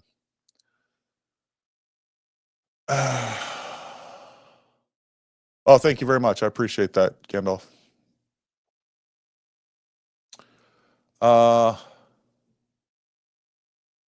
Keeps her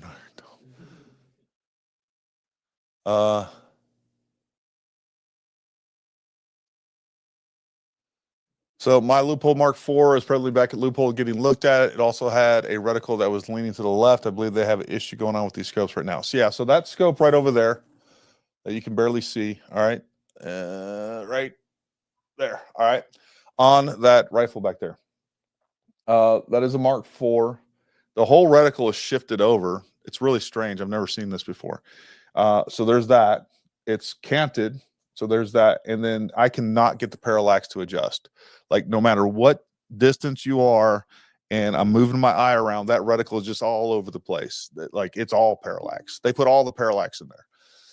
There's no way to reduce the parallax, and the parallax knob isn't working correctly. So there's that.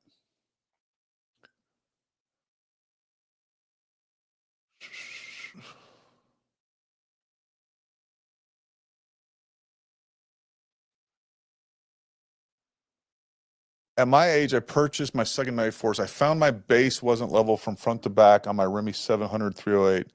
What base would you? So it's probably a 20 MOA base, right? So hopefully everybody, and you could be saying it's twisted or something, but just understand.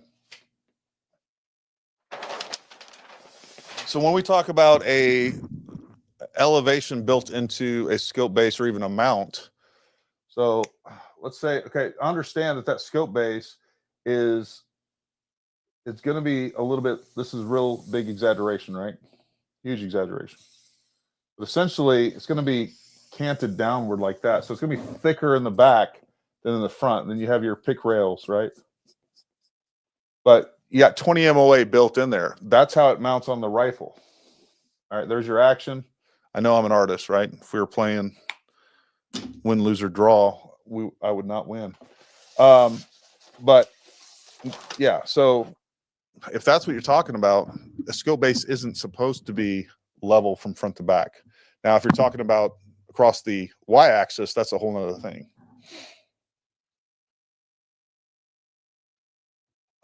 Where's the best place to get a build?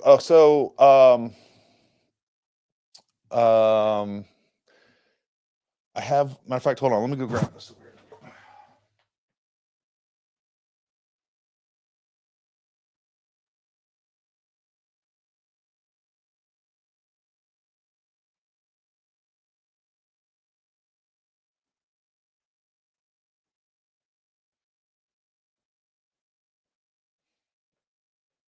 All right, so this is a target made by U.S. Optics, or used to be made by U.S. Optics. All right, they don't make this target anymore. Since they don't make this target anymore, there's bench to rest, or box to bench, or something like that. I forgot. Look up a tall target test. So they make some tracking targets, but really, I mean, you can make your own. That's what I would do. 10 mils is 36 inches at 100 yards. 36 inches at 100 yards. So you can make your own tracking test or tall target test. If you're going to make a tall target test, I showed this in that test in the SG Pulse video.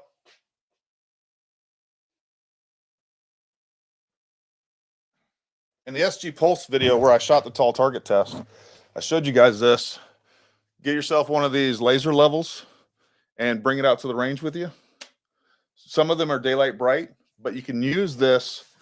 This is how I hang up my tall target test, right? So now I can line that up perfectly, and then I staple it, and I can do that all. And I only found that out, or thought of this, because we always do tall target tests on our rifles during our long range academy, and to be able to do these efficiently and quickly, I was like, you know what? I'm going to buy one of these laser levels. I'm sure I'm not the first person to thought of it, but I will say I did think about it independently. I didn't see that before.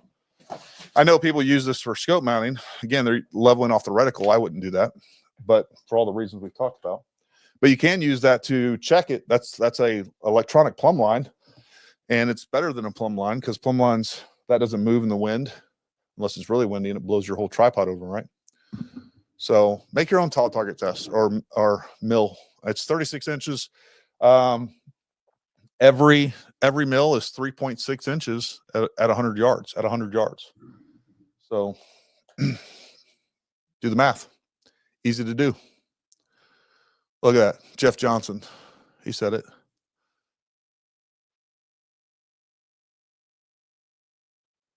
There you go.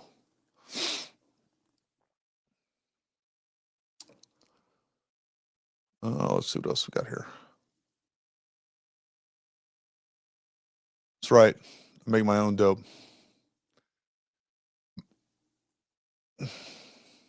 Yeah, guys, look, I'll tell you right now, look, our long range courses aren't expensive. I mean, our long range courses are expensive, but meals are included. Lunch and dinner is included. And we spent a lot of money. Like that is not a profit making course. None of the training is, folks. I don't even know now that I'm full-time, back when I was, until the year before last, I was working for the government full-time and running Paramount. And that's how I could afford to offer training in general. Look, we do not make money on it. We lose money on training, or break even. And if you're breaking even, you're losing money. And most courses, we're losing money on training.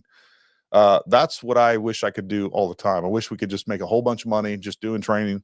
Never had to deal with retail or anything else. I like guns and gear. Like, let's not pretend I don't. I do. So, I do like having the opportunity to go in and rob my store, to grab products and do product reviews and do recommendations and do these things like this. So I do like that part. But, if I had my way, all I do is be out training people or training all day. It's fun to be able to have a shop where we have great gear that we can sell and all that, but it also takes a lot of work and it takes time away from you as well. Now you got to do marketing, you got to do research, you got to stock that stuff, you got to promote it. It's more work for sure. But if you come to one of our long range courses, I promise you it's going to be worth it. It's a good investment. It will end up saving you so much money down the road. You're going to have one of the best times ever. We just have a great crew. Our instructors are great. I'm great. Ray's great. Mo's great. Some of you may or may not have met Brooke, one of our other long range instructors. We have some really good, talented guys that know what they're doing, that are competent, that are smart, that are capable, and they make sure you have a lot of fun doing it too.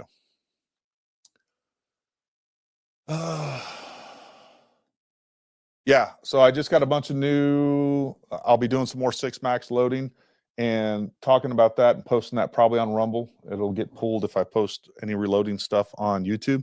So make sure you guys are following us on Rumble as well. Yeah.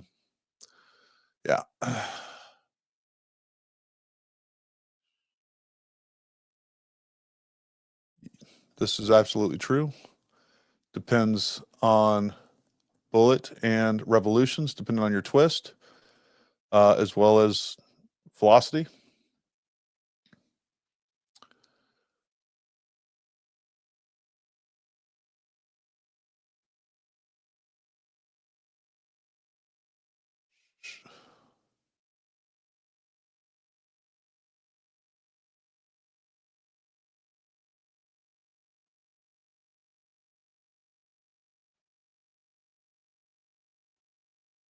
Should I get 10, 15, or 20 mil? I'm assuming you mean MOA.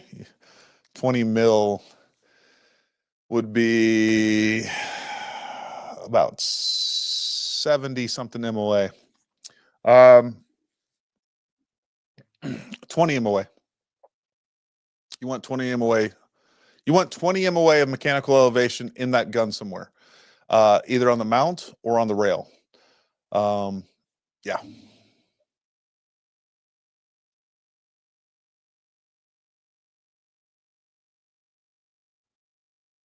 You could do 30. It's typically 30 is harder to find. You don't see too many. I mean, you can find them. They're just not as common as 20 MOA mounts. But 20 MOA is going to get you out to 1,000 yards and well beyond. So don't worry about it.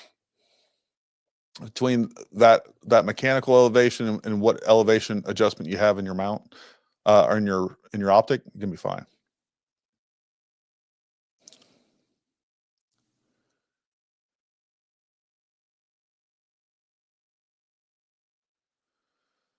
Have you ever seen a scope turn in the rings from a fall? I have. It was a big fall, and those were old rings. We're talking mid 2000. I don't see that happening. I think you'd break the optic. I mean, obviously, is durable. Look, I'll tell you right now. I believe that I've just seen Nightforce. I've seen Nightforce just get beat up so bad, and then they still work. I've seen them fall off trucks and literally roll down mountains and bang rocks all along the way on top of a rifle, falling on it, and all this stuff. I've just seen a lot of experience with Nightforce being probably one of the most durable, proven to me, most durable optics in my mind. And obviously, even this optic, as durable as it is, let's say it doesn't matter what the most durable optic on the face of the planet, they all have a breaking point, right? And I think you're going to see that breaking point long before you see slippage in modern rings if it was installed correctly. That's what I genuinely believe, especially Area 419 rings for sure. But honestly, I think with these MDT rings, with even these Zeiss rings or the MDT mount, the 419 mounts, with modern rings and mounts, I mean, they're made so precisely. You have so much surface area, and there's so much surface torque being applied over that scope body that I think if it's done correctly and they're high quality mounts, you're going to see the optic break before you actually see it slip in the rings. They're holding them together really well. And with that being said, I'm talking about Nightforce in my mind being the most durable optic. For all I know, Zico is just as durable. I haven't seen one of these fall off a truck with a rifle on top of it and not break. I haven't done that. I'm not going to test that on mine. I haven't seen these roll down mountains. The Zeiss, here's what I do know that I'm not sure that Nightforce or any other one. I know that they impact test these like 1,000 times each at 1,500 Gs. Like they bang the crap out of these in the machine. And that's one thing that Zeiss doesn't, I don't think they do a good job marketing on that. I mean, Zeiss makes most of their money overseas in the hunting community. So they're really far behind on the LRP S3 and the S5 are the first focal plane kind of like sporting optics, like geared toward PRS, NRL that they've ever made. So I don't think they've quite figured out how to market to that market to begin with. But I think this is one of the better optics on the market compared. I think this is a lot better than Leupold. I'll just tell you that right now. I think this is a significant upgrade to the Leupold Mark IV or Mark V. think it's a better optic. The build quality, fit and finish, the glass quality, it's probably pretty close to, they're probably pretty even as far as glass quality, but I think the build quality and all the other features are better. I mean, that's the sleeper optic in my opinion.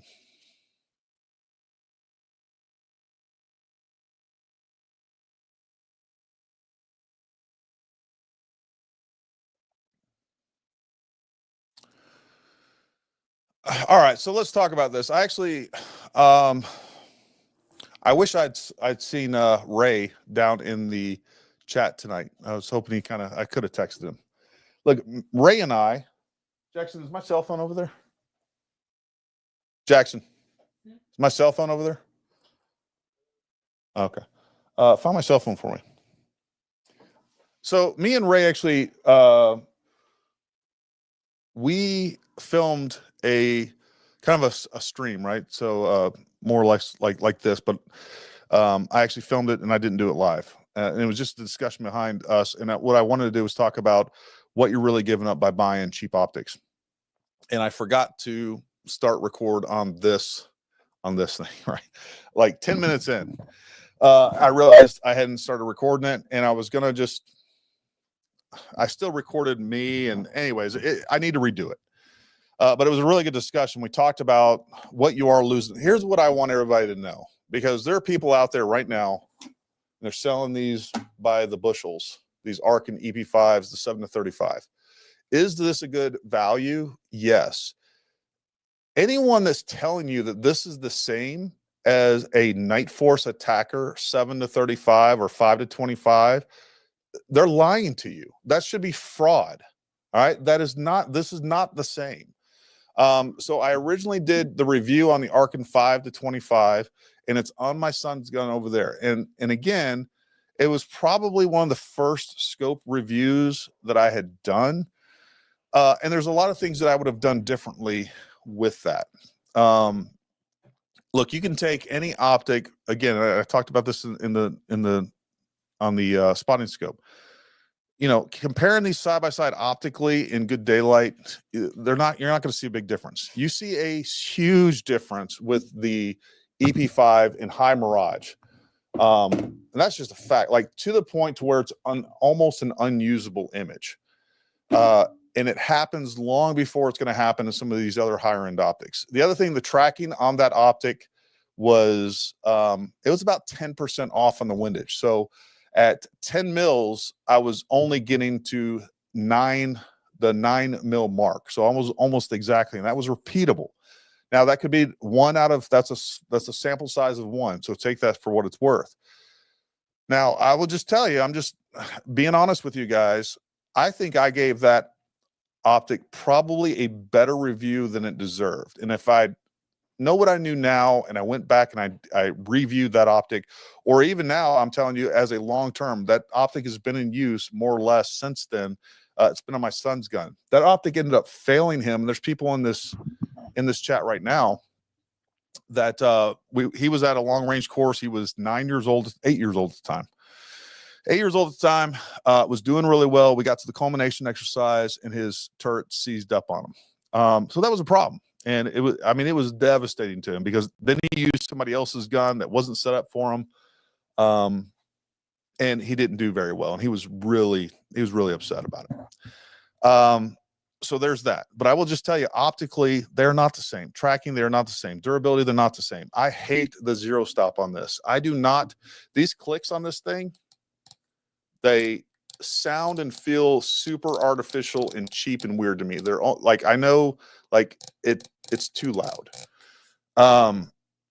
This is not the same as a 7-35 attacker. It's not even close. It's not even close. It's not even nearly what the Zeiss S3 is.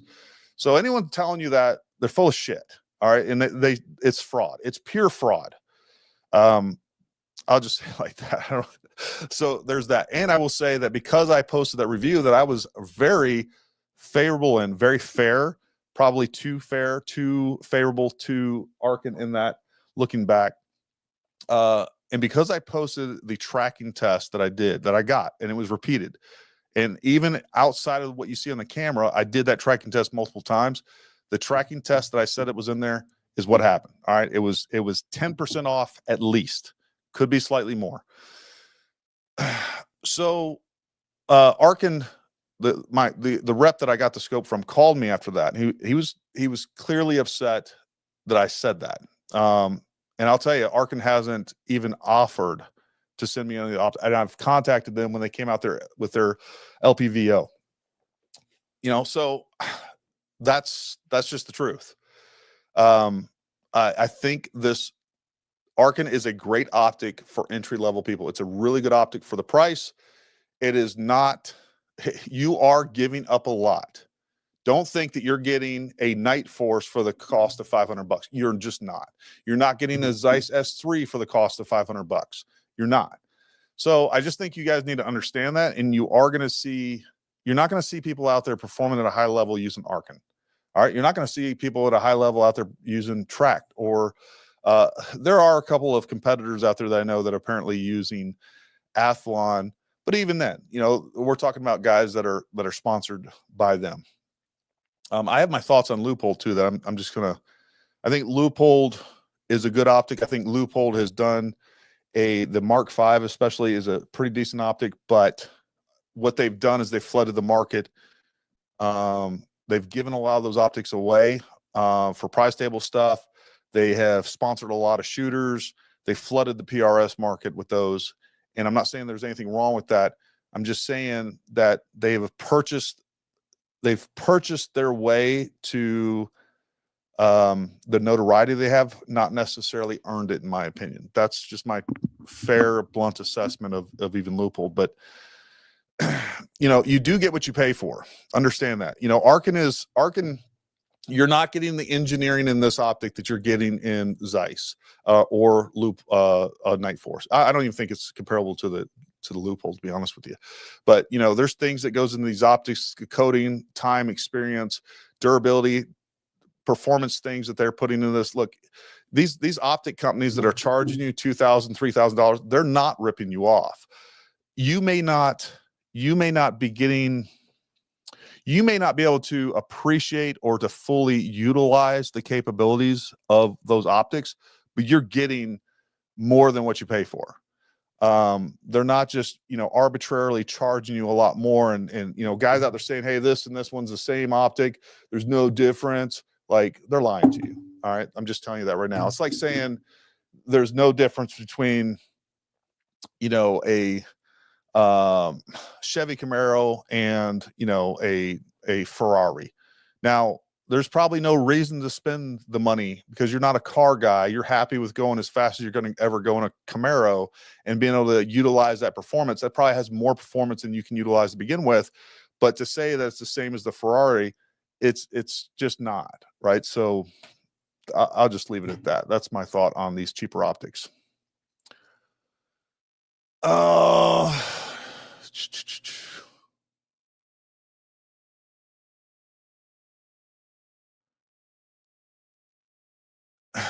Yeah, they're not. Look, they're not the same. All right. And again, I think there's a real integrity issue if you're saying that. It's just, they're not the same.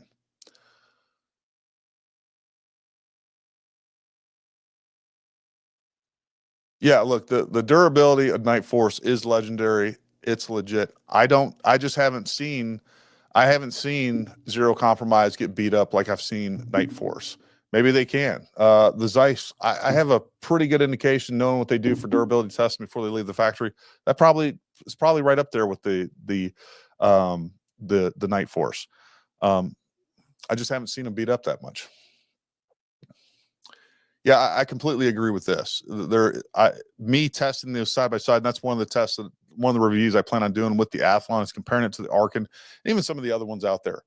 I will end up doing a comparison with the Athlon, several of their optics within that series, because I do think it's a pretty good optic for the money.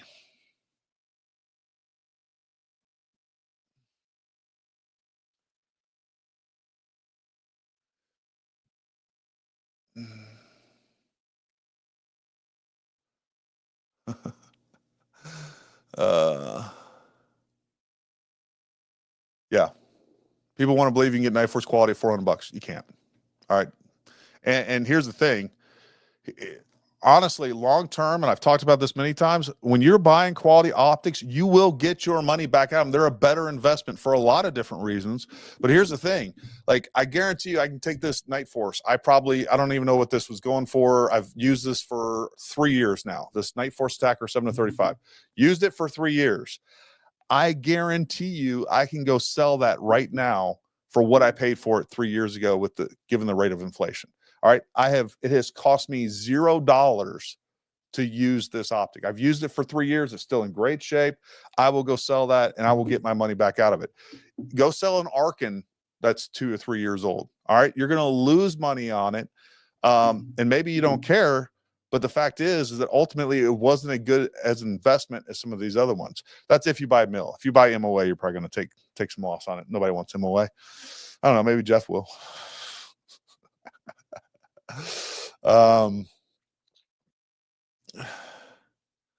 Yeah. So, Zeiss used to be known for their first or second focal plane optics. They were a hunting line of optic. They were always good quality. They just didn't have the features that most American hunters or American sports shooters wanted, whether we're talking about long range, PRS, sniper competitions, all the NRL. Like the Zeiss S3 is a really good option out there.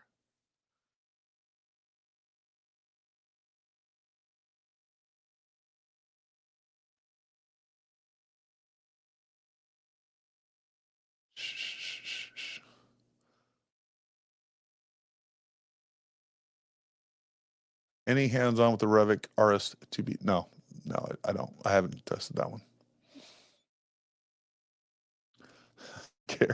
Gary convinced me to get the Arc, and I think he owes me a ZCO. I gave a pretty fair, objective review on that Arc, and I mean, I didn't I said it was good for the money. I still believe that. It is still a good optic. Quit overselling it, people. That's my problem, is now they're trying to say it's just as good as Nightforce. All right, that's not something I ever said. I said it was a really good optic for the money. I stand by that. It is good optic for the money. Will it cost you more in performance and ultimately in cost later on? Because you're going to end up upgrading. You're going to sell this at a loss. How'd you win? Here's the other thing too. Like, let's say if you only got $500 and you can't afford anymore, and that's where you're at in life. And I get it. And there's lots of people out there. You can only afford an Arkin. Fine. Go buy an Arkin. You got a lot for your money. But what I will say is, let's say you go spend the money on a Nightforce or a ZCO or a Zeiss. You can decide, a couple months from now, you know what? Long range shooting isn't my jam. I just don't like it. I thought I would, don't like it. And there's lots of people that do that, by the way. I see it all the time. Anyways, you can go out and again, you can sell that optic and get your money back at very little to no loss. You give it a year or two and you'll get what you paid into that, most likely. All right. So that's just a fact. Those optics go up every single year. Yes, I have checked out the Athlon Chronos. We have them at the shop. That is a very impressive optic for the money. Very impressive optic for the money. The Chronos, what is it? Yeah. I don't know. They're on our website. I haven't checked out. So our dealer rep came out. I checked out those optics. I'd already been using the spot and scope for a while. Athlon optics. I checked out some of his optics that he had on his guns. Got to spend some time on them. Let me see. The Aries BTR Gen 2 HD. The 4.5 to 27 by 50 is a really good optic. The Chronos 4.5 to 29 by 56 is a really good optic as well. I have to look. You can go check them out on our website. If you guys want any of those, is really good. Again, the spotting scopes I reviewed, really good. For a second focal plane spotting scope, under $1,000 with a reticle, kind of hard to beat.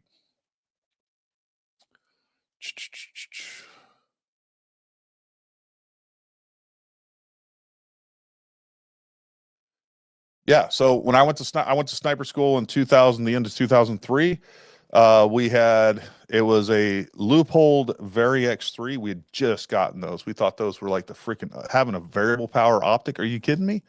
No, that's not true. I went to sniper school with a 10 power fix. What was that? I think that was the Mark 4 or Mark. It was a Mark something, maybe Mark 5.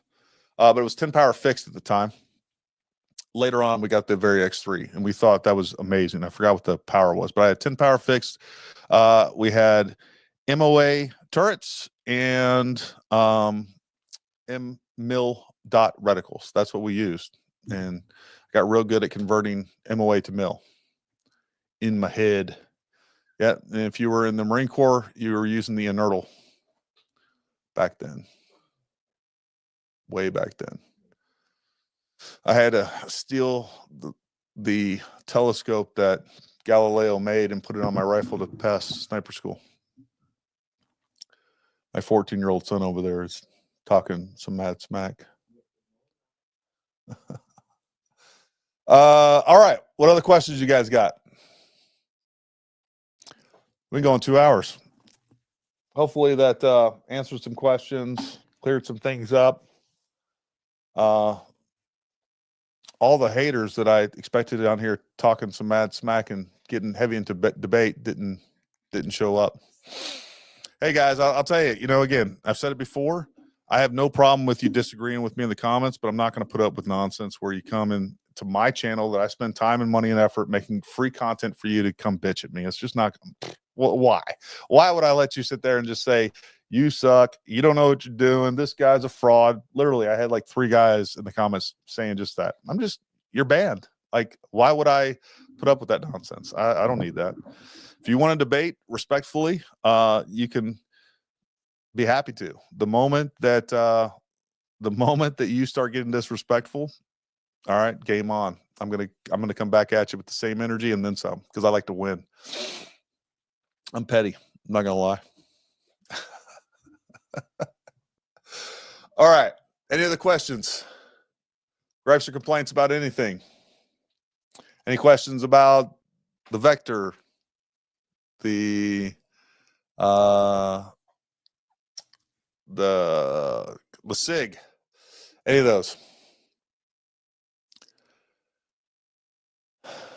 Yep. Glad you guys like that. Make sure you like, share this stuff. Yeah, sometimes we do. Make sure you join us every Wednesday. We do a lot of good podcasts. Last Wednesday, we did a podcast on health, food. We had Carissa Lowe on. She is a specialist in that arena, talking about how the FDA and Big Ag are poisoning us, making us fat, tired, and addicted. Pretty enlightening stuff. I love the health and fitness realm as well.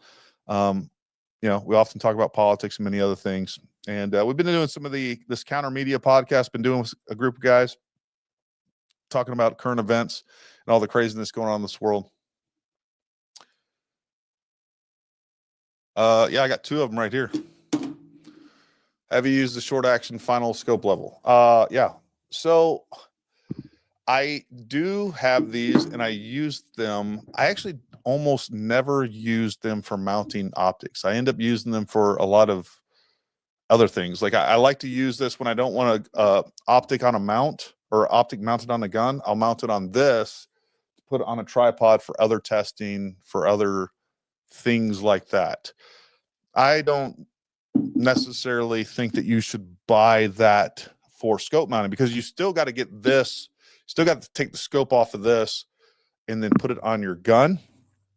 I think for the average person, this is a waste of money. I think this is like $200. Get something that you're going to use that's more universal, like the Tipton Universal Gun vise over there that I use in some of my videos. The other thing that's really handy is a tripod. Like buy a good tripod, whether it's one of the fat boys from us, which you're not going to go wrong with that. But buying a good tripod, I can do scope mounting, and I've mounted a lot of scopes from the tripod.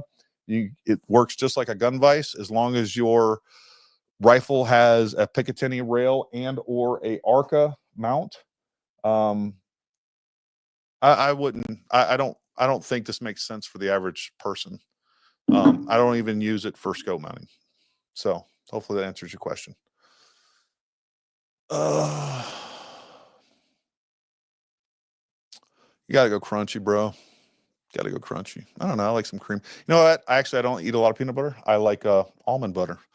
I'm bougie like that. That was a fast 2 hours. And we really didn't touch on almost anything.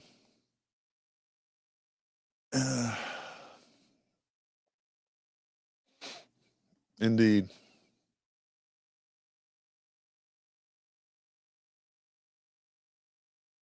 I keep pH open on another tab. Keeps it moving along. I don't know what that is. pH. All right. Well, I think that is going to conclude this one. If nobody else has any questions, for my Patreon subscribers over there, I do think we're going to do some more things like this. I'll try to do it like once a month over on Patreon. I owe you guys that. Give you some time to talk about some guns gear, whatever else. I do want to cater to the guys that are supporting us over on Patreon a little more this year. Been bad about that, but we appreciate all the support, even though you've got nothing for it. I know you guys are just supporting us to support us, so we really do appreciate it. Yeah, and again, if you guys need anything, let us know. If you haven't checked out our website, go through our website. You'll see all the stuff that we carry. A lot of good stuff. All your freedom gear. So it's all about.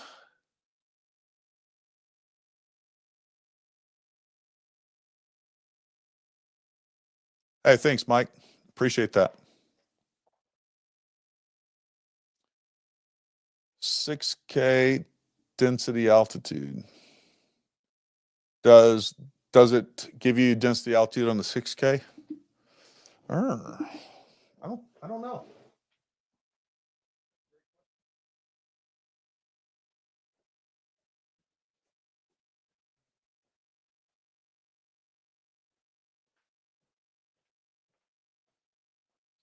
The other question I don't know the answer to that I just thought of, did they come out with a 6K Gen 2? I don't know if they've come out with a 6K Gen 2.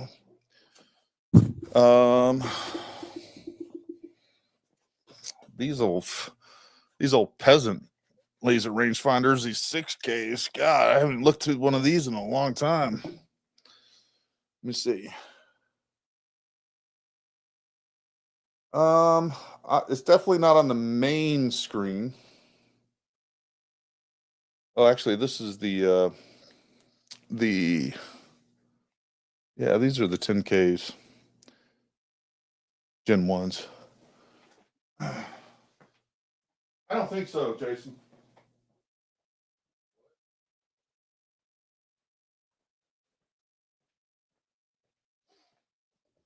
I don't think the 10Ks or the 6Ks have density altitude. I don't think no. But I don't even know if they have a Gen 2 6K, so I don't have that in my possession. Yeah,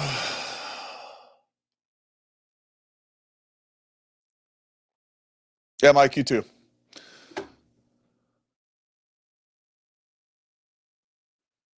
All right. Let's close this thing out. Listen, I appreciate you guys tuning in. If you got questions, need anything else, you know where to find us. Make sure you like, subscribe, all those good things. Yeah, man. ParamountTactical.com. I want you guys to have a great weekend. And until next time, stay armed, stay ready. We'll talk to you.